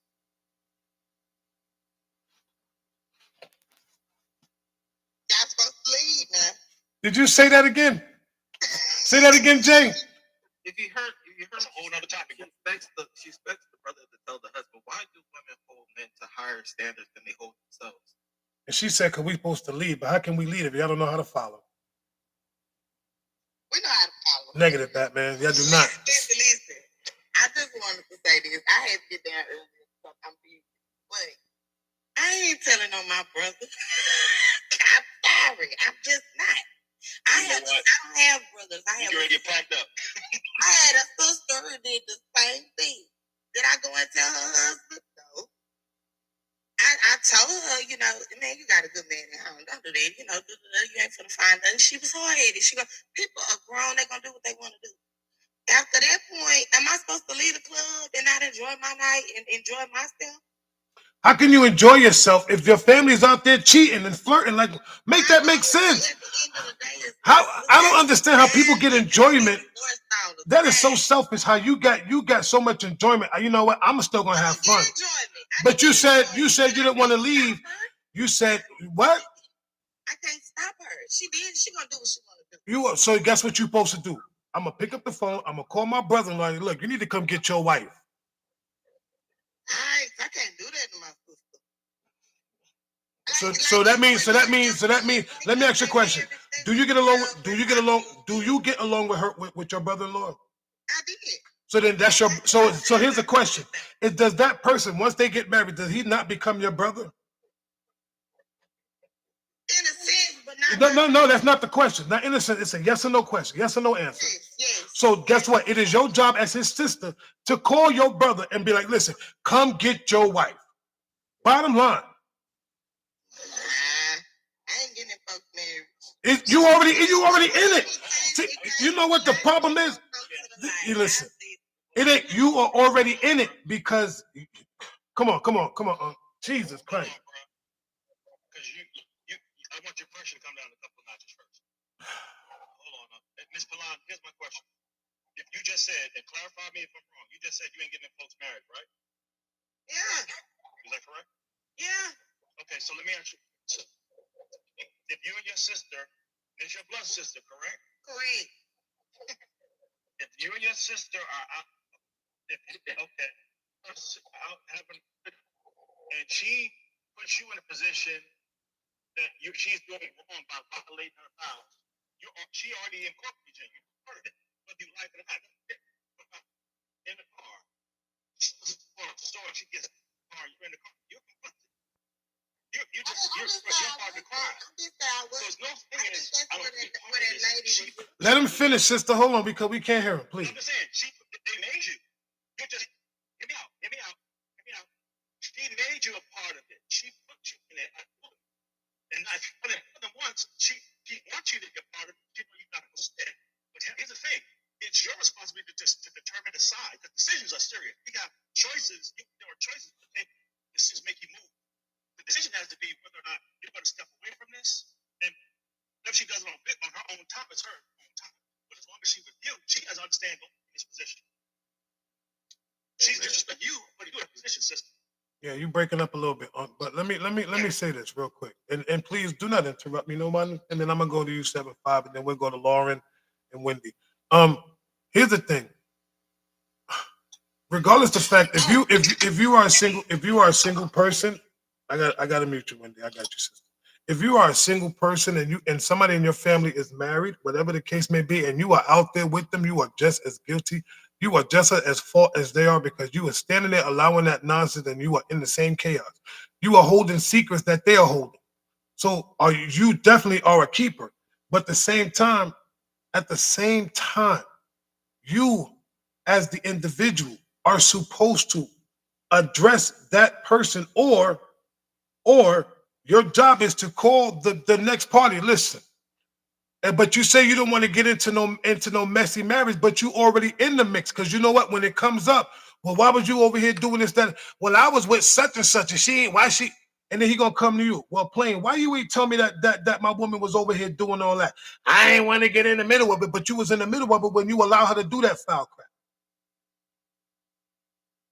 So once you with that person and you do not check them, and guess what? Now you got to turn around and something happens. And at the same token, your job is like, listen, I'm gonna say like this. I already know that my wife's friends, if my wife gets out of pocket, they're gonna tell me. If they don't, then that's what? I would never rock with them again, number one. I would never trust anything they do, and I won't have no words for them. I would dismiss them the same day. If I do something and I'm with one of my boys or somebody that she knows, and I do something out of pocket, if they don't go and tell my wife something that I did, regardless of the fact, then guess what? They are not trustworthy of me as my man. Because you, as my boy, you supposed to automatically stop me. Yo, chill, bro. You ain't even supposed to be. Yo, you know that you married. Why are you even trying to do that? You know what? You 100% right, my man. But then again, for me, I'm not even going to set myself or align myself to be in a situation like that. So when these women be going to the clubs and doing all this other stuff, and you know you in the club and you got that outfit on, come on, y'all bugging. You don't want to turn around and tell your peoples. Man, you supposed to run your mouth. Anyway, what's up, Lauren? Welcome in, Ask Me, Mr. Gadden. Good morning. Thank you for having me. You're welcome. I just wanted to address, I think the other girl who got taken down, she said, I follow God, not people. If you follow God, you would have said something, because God honors covenant. So you not saying something is you not honoring the covenant that God has with that person. Even if you don't want to, tell the sister-in-law, talk to your brother and tell him, hey, that's wrong that you did that. Like, say something else. I'm going to have to say something. And I think a lot of times it's like we don't want to, however, I don't understand the concept of why you wouldn't want to do it. But at the end of the day, I don't want to get into a marriage. I don't want to all this other stuff. But it's like, what does that say about your character? So are you the type of person that's going to go out and go cheat and go do all that stuff and how are you looked at as trustworthy? You know what I'm saying? And then somebody else answered a question about why do women hold men, to a higher standard or whatever it is that he said. I think it's just a lack of accountability on the woman's side. We get so caught up in pointing the finger at somebody else and what they're doing and all this stuff, and we're not taking the time to evaluate ourselves and see what it is that we need to fix, that we need to change. For some reason, it becomes like a competition of who's a better person or who got things better. Like, no, like if I just focus on myself and hold myself accountable, then it doesn't matter what you're doing as long as I'm growing. So I just wanted to say those two things. No, thank you. And I appreciate that. We're gonna go to Zari, then we're gonna go to 757. No, my bad. I'm gonna go to the brother up top. I'm gonna go to Mr. Got It. Come on, brother. What's good, guys? My brother, Mr. Go-To. What up, though? Yeah, what's going on? I think part of the problem is we want to pick and choose on where we're going to be accountable. I'm not going to lie. I would not hang out with a man who puts his hands on women. I don't care if you're my brother. I don't care if you're a stranger. I'm going to address you first. And then I'm going to move around from you. You know, if my brother's out there cheating, I'm not going to hang out. Because we can make all the excuses we want. But at the end of the day, we are a product of who we hang out with, whether it's family or not. So, I mean, I think people want to pick and choose on where they're going to be accountable at, where they're going to show loyalty at. I mean, in the same token, she's saying, oh, I ain't going to say nothing like, there's no disrespect to the young lady down at the bottom. I'm not getting involved in that. But if something popped off, you would want your brother-in-law to come to your safety just as well as he's supposed to come to his wife. And if they ain't noticed, if that's what it is, then you're gonna be treated like she treated him. How he gonna treat her is how he gonna treat you. So I land on that. I love that. You're 100% right with that protection thing, bro. It's crazy, but they don't see that. But let me do this. I'm gonna go 757. I'm gonna go to Zari, welcome in, and then my brother Ford. In that order, please. I just find it funny, but I didn't know that the Bible says, do not have fellowship with wickedness, but reprove it sharply. I'll repeat that. It says, do not have fellowship with wickedness, but reprove it sharply. So if you're sitting here around that stuff and you're not saying nothing, you're going against the Bible that you're reading. At the end of the day, here's the thing. You know who you are by who you surround yourself with. Who you surround yourself with lets you know who you are. It says a lot about who you are. I'm not going to sit here and be around something like that and just not say nothing. I don't care who it is. My moral compass won't allow me to do that. Won't allow me to do that. If once I sow the seed, what they do with it is on them. But if I don't say anything, I'm definitely part of the problem. And if it ever comes out that I knew, how can I sit here and be upset that person was nothing to do with it? I sat back and watched destruction. I sat back and watched chaos and poison. What kind of person does that? At the end of the day, if you see something wrong and you love this person, why wouldn't you want to stop? Why wouldn't you want to say something to them to steer them back on the right path? No, you can't control them. It's not your job to control them. But if you love that person, why wouldn't you want to help them? Makes no sense. Prove it sharply. That was deep. And she said in the comments that she said I only hung out with him one time, but it only takes one time. You don't have to do a lot of time. It's that one moment when you can stop something in that one moment and make a person realize the things that they're doing is wrong. It doesn't take a lot of opportunities to tell somebody in your family, whatever the case may be, that they're doing something wrong. One time it's a one-hitter quitter, what we call it, one-hitter quitter. But come on, Sister Zari, welcome in. Hola, como estás? I just wanted to say a few things on that. You guys said a lot of really deep, loving things, and what I just want to say is that if someone comes into your life that has deception or anything of that, anything negative, you have to then so ask yourself, why did I allow that specific energy into my life?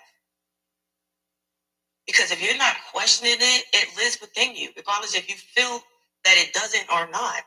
Because if I'm around someone negative and I know they're negative, and I'm just going to go hang out with them and chill with them just because, that says a lot about yourself.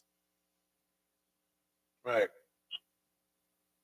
So you have to watch out for those things. And sometimes you might not even realize that you have a childhood trauma. You might not even realize it.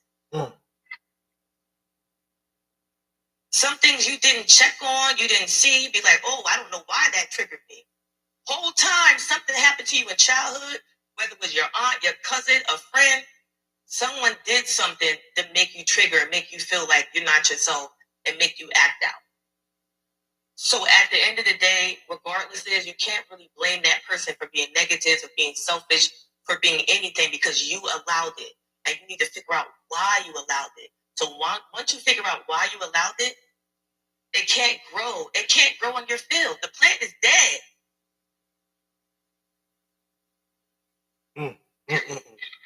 No, I love that. The thing that's one thing I want to say. I gotta mute you, bro. You gotta echo, sister. No disrespect.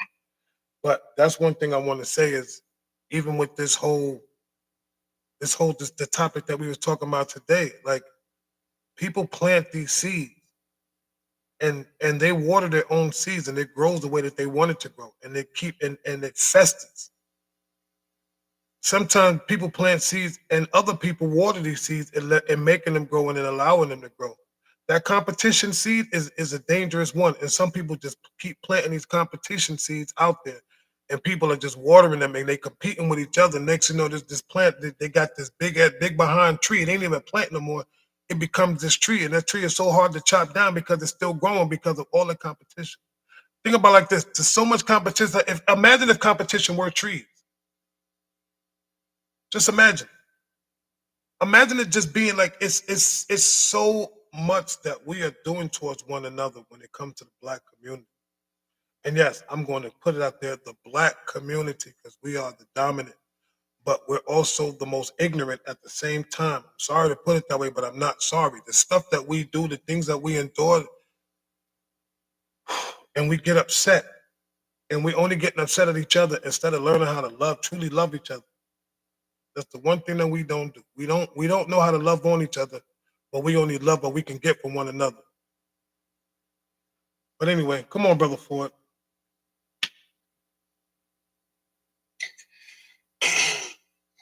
Like you, I had to take a couple of deep breaths. I feel like I'm watching a master class of deflection and lack of accountability. It's really impressive. It's disappointing.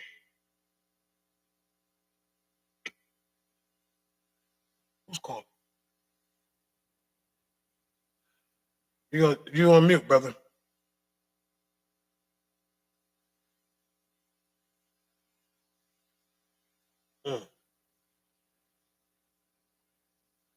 I love my people, man. It's this competition level that we got to get out of when it comes, especially towards one another. Men. Bro, I see this in the comments. The word says, "Love your neighbor as you love yourself." Love your neighbor as you love yourself. One of the greatest commandments is to love others as we love ourselves. So at the end of the day, if you truly love this person as you love yourself, you will not allow this person to sit here and do wrong. And no, you cannot control that person, but you can sow a seed. You can say something. You can put a hand on this person and tell them, listen, this ain't the way. What they do after that is on them, but you can leave the message. So the blood is not on your hands. When it talks about that in the Bible as well, and it's so funny, it says if you do not tell people when it comes to certain truth like that, and we already know what it is, I'm not even going to dance around it. If you don't tell people about Christ, then their blood is on your hand. But it doesn't mean just go around just telling anybody and everybody just running up to people. But if the opportunity presents itself and it is necessary and is needed to do so, and you do not do so, then that blood is on your hands. If I see you doing wrong and I don't say anything, what does that say about me as a person? And like I said, you can extrapolate that to anything, not even just this subject, but since we're talking about this particular subject, children, I want you to think about that. Because if this was reversed, and he didn't say anything to you, we would be saying the same thing about him. Oh, believe that. And worse. And he would have came up here with that nonsense, he'd have got all the work. We're not holding back. We're not sitting here making excuses because he is wrong. And you watch him be wrong. So what does that make you? How can you be right in this? How can you be right in this? If you think that any of us are going to sit here and watch our brothers or anyone do something like that, you got us mistaken. There's no men in our circles that operate themselves like that, that conduct themselves like that. We're not going to have them in our circle to begin with. Exactly. The problem that you're having is that you want to completely escape accountability. Like Paul was saying, you want to completely duck and dodge this and put this all on him and remove yourself from the equation. It'd be different if you did not witness it, if you were not part of it, you were there. No, I'm not lying. I'm not lying. The word says, love your neighbor as you love yourself. The word says, do not have fellowship with wickedness, but reprove it sharply. I am not adding or taking away from it. You are having fellowship with wickedness because you are not reproving it. You did not reprove it. All you have to do is say something. After that, you're clear. What he does after that is on him. Exactly. That's all you had to do is say one thing, and you would have been clear to fire. You said what you said. You could have walked away after that. Now, if it's up to him, if he would have obtained those words and used it, but as long as you said something to him, That's the part that we're talking about. See, that's the only thing we said. We're not telling you have to drag them, but you should have just went and told them one thing, like, bro, okay, that's how you want to move. Fine. You said your piece, you walked away. You planted that seed. That's it. But come on, brother Ford. Yeah, so you guys are kind of on the lines where I was at as well. But we all know what's right and what's wrong.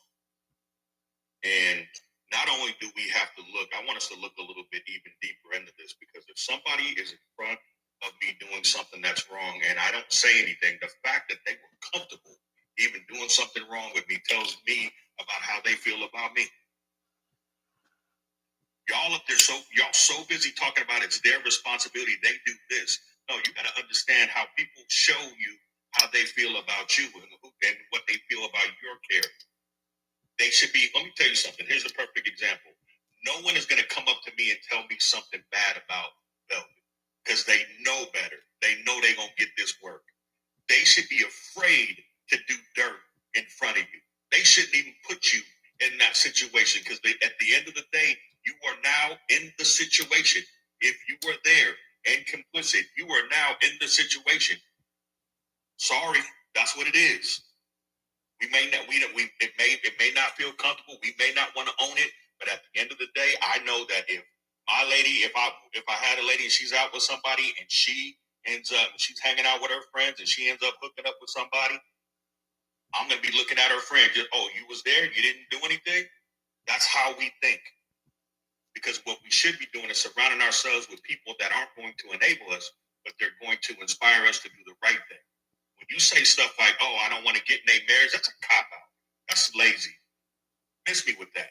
At the end of the day, we know what's right and what's wrong. If somebody is doing something wrong in front of you, that means they think you're okay with it. And that tells you what they think of you.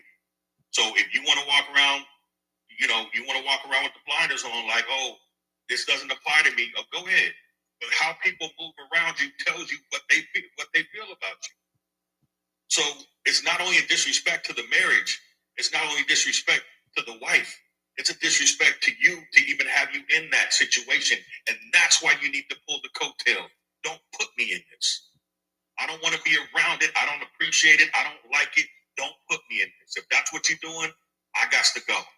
And then whatever, you're not responsible for their behavior. You are responsible for how you address their behavior and how you remove yourself from it. And I'll end my plane. That part. So let me do this before I go to Don. Lotus, are you with me, Lo? Because we're going to have to fight real quick. Always on the coffee. Lotus, are you here? Okay. Yeah, I'm here for now. Okay. I sent you a text. I know. Let me give you I'm actually run one question because I've been wanting to do this before when you was going. But so if me and you were hanging out, right? And I tell you, yo, I want you to stand over there because I don't want no women thinking that you with me. What is your reaction? I'm gonna cut up. I heard that story about being married and you're my brother. Oh yeah, well on my watch, it's never going down because I have way more respect for your wife than that. So if you want to do your dirt, you'll have to do it by yourself. If you already know where I'm standing, I'm gonna hold you accountable. So. And after that? And then any woman you try to talk to, it's gonna be a problem. You know he got a wife. Do you know he has a wife? Did I not say this? Ma'am. Move around, ma'am. He has a whole wife. So I'm gonna cock block the entire night. You're not getting no action. And that's all it takes. Just that simple. Yeah. So what is it's never gonna go down. I don't care if you're the big brother, I don't care if you're the little brother, it's never gonna happen on my watch because we have to be able to just tell people exactly what it is. And that story doesn't even make sense to me. He took you there and told you to stay away to draw women in, but that's not drawing women in. What's gonna draw the women in is you actually being on his arm. Because we all know women love men who have women on their arms. That's what draws them in. That piques their interest because they always want what they can't have. So either way it goes, they still gonna get checked. And will. And you only have to do that that one time before he won't ask you to come no. Exactly. And now officially remove yourself from that scenario. And the worst part about it is, and here's the funny part. Just because you did that, he already shook. Yo, she might tell my wife, dang, yo, why I bought this one. See, it's all those thoughts run through a brother's head. But the fact that she said she don't get along with the sister. I said, how you feel about the sister-in-law? She said, which already told me when you had to go through, which means you don't even rock with the sister, so you was promoting. I guarantee she probably was promoting that crap. Man, you probably, I don't know if y'all seen that movie, God's Not. Oh, well, Oh, go ahead, sis. Go ahead, Lou. no. Please go ahead, 757. No, sis. Go ahead, sis. Go ahead. I love this. No, I was gonna say, well, she told you the story. I mean, you got what you needed right there when she said she didn't like the sister-in-law. She was there for the shenanigans. She was upholding what he was there to do. Because I don't know too many men that are going to take someone with them that can tell the story. Like my father taught me, if you're gonna do dirt, you do dirt by yourself. That's right. Most men don't move like that. Like if they're going out in the streets to cheat, they're not gonna take their little sister with them to tell the story. So that doesn't make sense. That doesn't.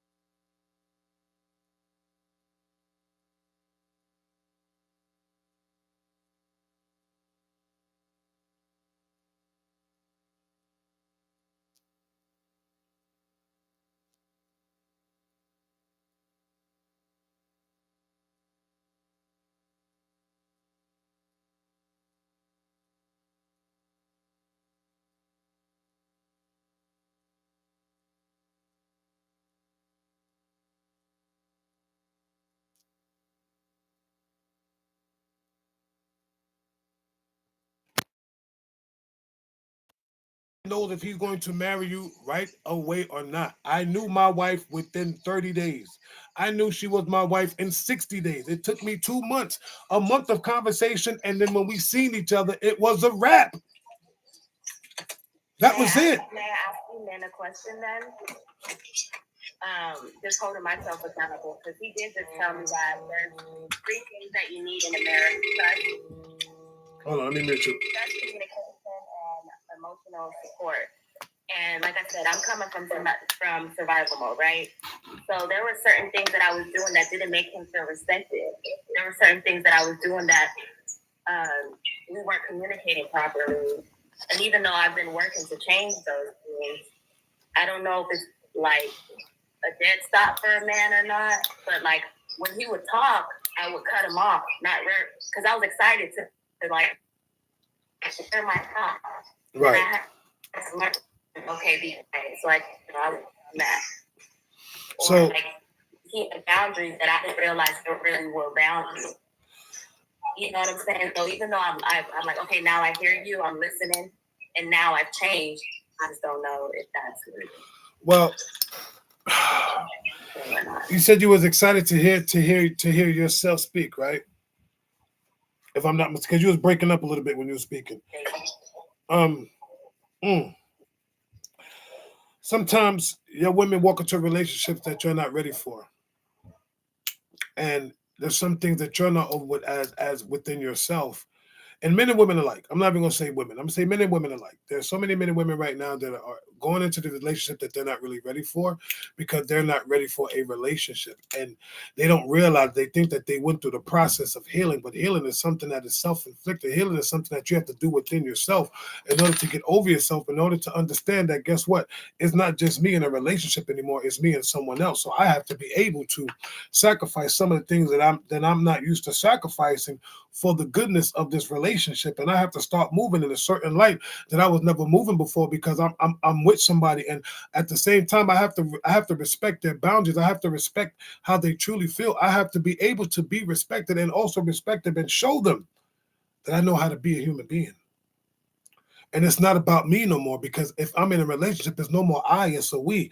And I got to make a certain sacrifices that we must learn how to take and must learn how to make. Because if we're not willing to make sacrifices, then we're not really willing to be in a relationship. We're not willing really to yield. We're not really willing to submit. We are not really willing to provide it or show provision. And when I say that, I know a lot of women be like, well, a man's supposed to provide, but a woman also have to have provision as well. As well as a man must submit, a woman must also have provision. And if a woman don't know what her position is in providing, then guess what? Something is wrong with you as an individual. Because that's what it takes. It's providing for one another. Provision does not always mean the man. And the thing that we get when some of these women get, I'm looking for a man to provide, but what are you providing this man? You see what I'm saying? It goes hand in hand. And some women don't understand it. They always think that's why they will never get it right. When it always comes down to the marriage part, it's always about a man's supposed to provide. And I'm not trying to submit to a man unless he's going to provide. Well, guess what? That man is not going to submit to you, nor will he provide anything for you. Because if you don't know how to provide, to that man, what makes you think that man's going to do the same thing for you? But you're supposed to be equally yoked, I guess. And people don't even know what equally yoked means. They just think about, we're supposed to agree on everything. No, you don't. No, you don't. Equally yoked does not have nothing to do with the way that you guys agree, the way that you guys communicate. Understand this and understand that. It is not. Communication is not equally yoked. Because me and my wife, we talk 2 different ways. We may communicate in 2 different ways, but we communicate when need be. And I'm not the biggest communicator, but I come over here and I can talk to y'all all day. But I get with her and I'm like, I get stuck in my own feelings. Not fair to her, not at all. So what I try to do is now I realize that, hey, she brought it to my attention. Me as her husband, I got to make do. You know, babe, you 100% right. It's a difference. See, that's communication. That's me yielding to her provision, because she's providing me something that I need to do to make sure that to keep making the marriage and make things work. But and that was me being submissive to my wife. It's a difference. But some brothers don't understand what being submissive is, and they'll sit there and tell you all this, that, and the third. But listen, I gotta get ready to go. But Come on, Unc. I want you to say something. Say what you gotta say, because I really got so I gotta get myself ready. I still got a vacuum upstairs. See, that's me being submissive too. No. What I want to quickly say is that to my sister is that in conjunction with what's already been said, me personally as a man, I've been married now going on 5 years, right? Recently married. Here's what I can tell you. I had no inclination. I was not even thinking about for the shirt inside. No, guys, because he was. I had no idea that I was going to be remarried after my last marriage. You follow what I'm saying? But I was also cool with what I brought to the table, meaning I understood that I had to go through a healing process. But at the same time, when I was like, look, you can have this marriage thing, because I wasn't crazy about it because of what happened. Here's what I can tell you, though.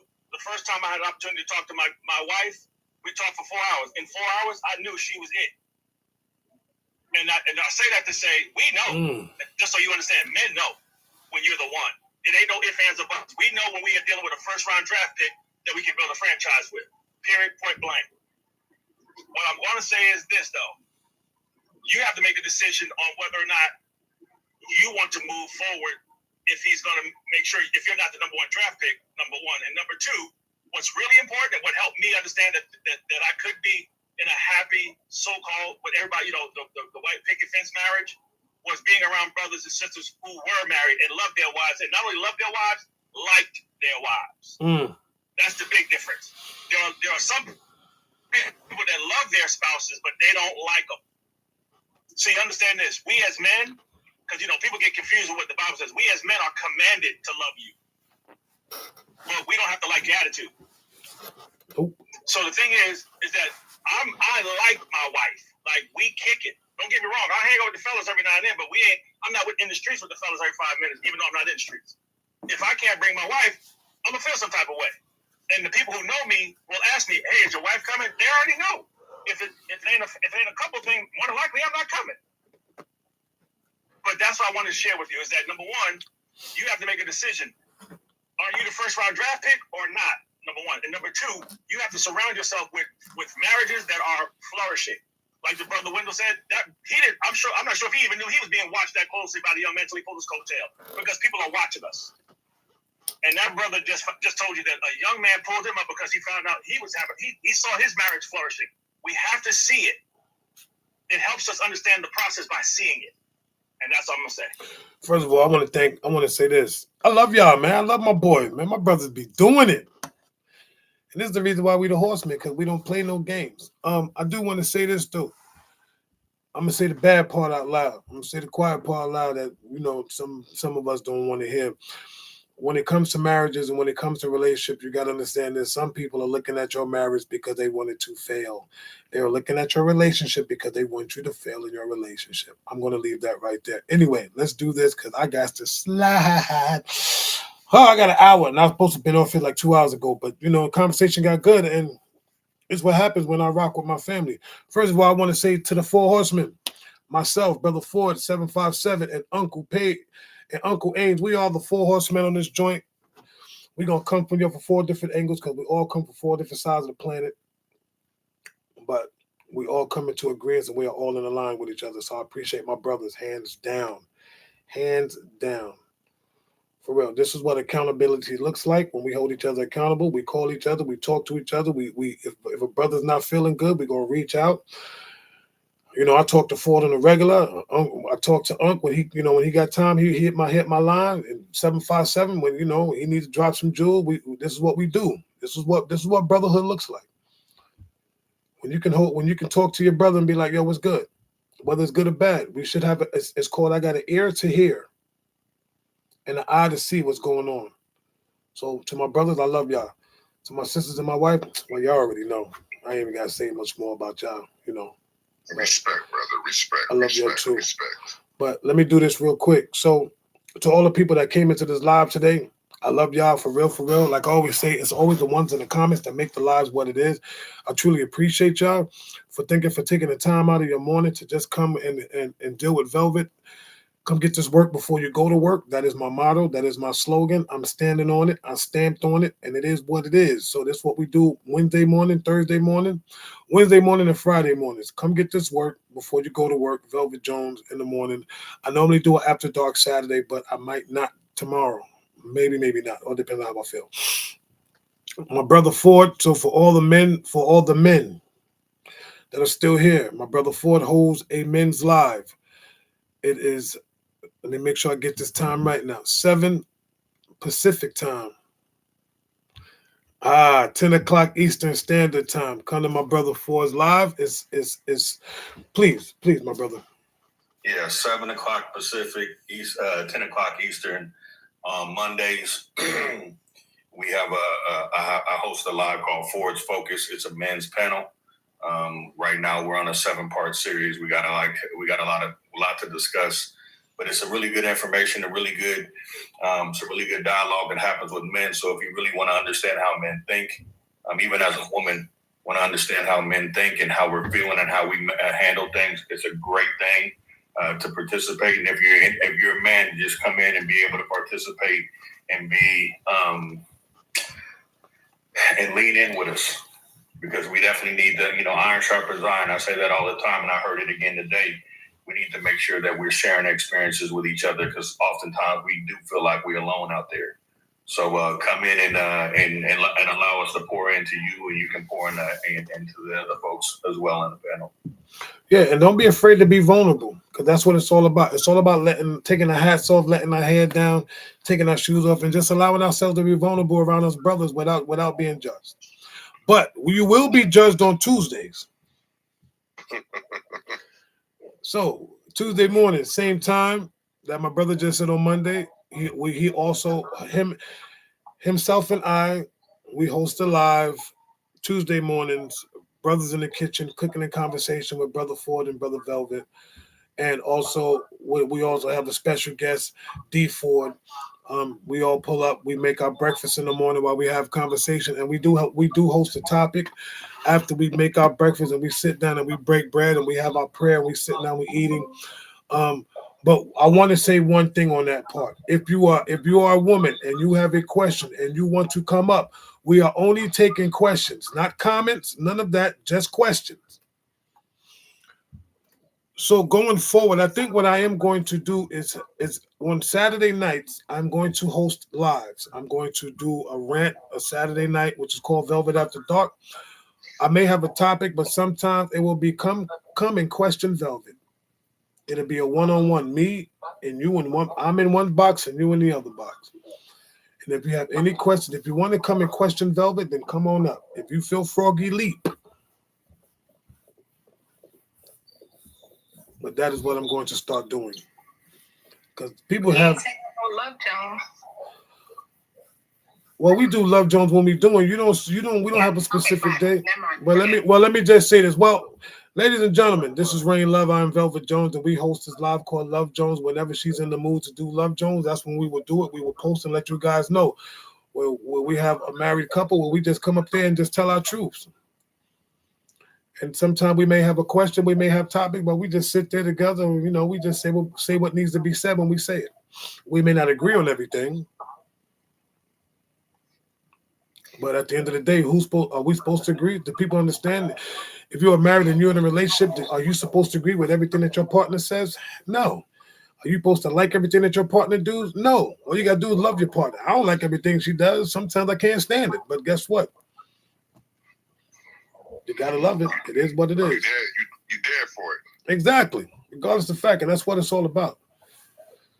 That's what it's all about. You ain't supposed to love everything that I love everything that my wife does. Something wrong with you. Man, y'all. I love everything that my husband does. Something wrong with you. Say it again.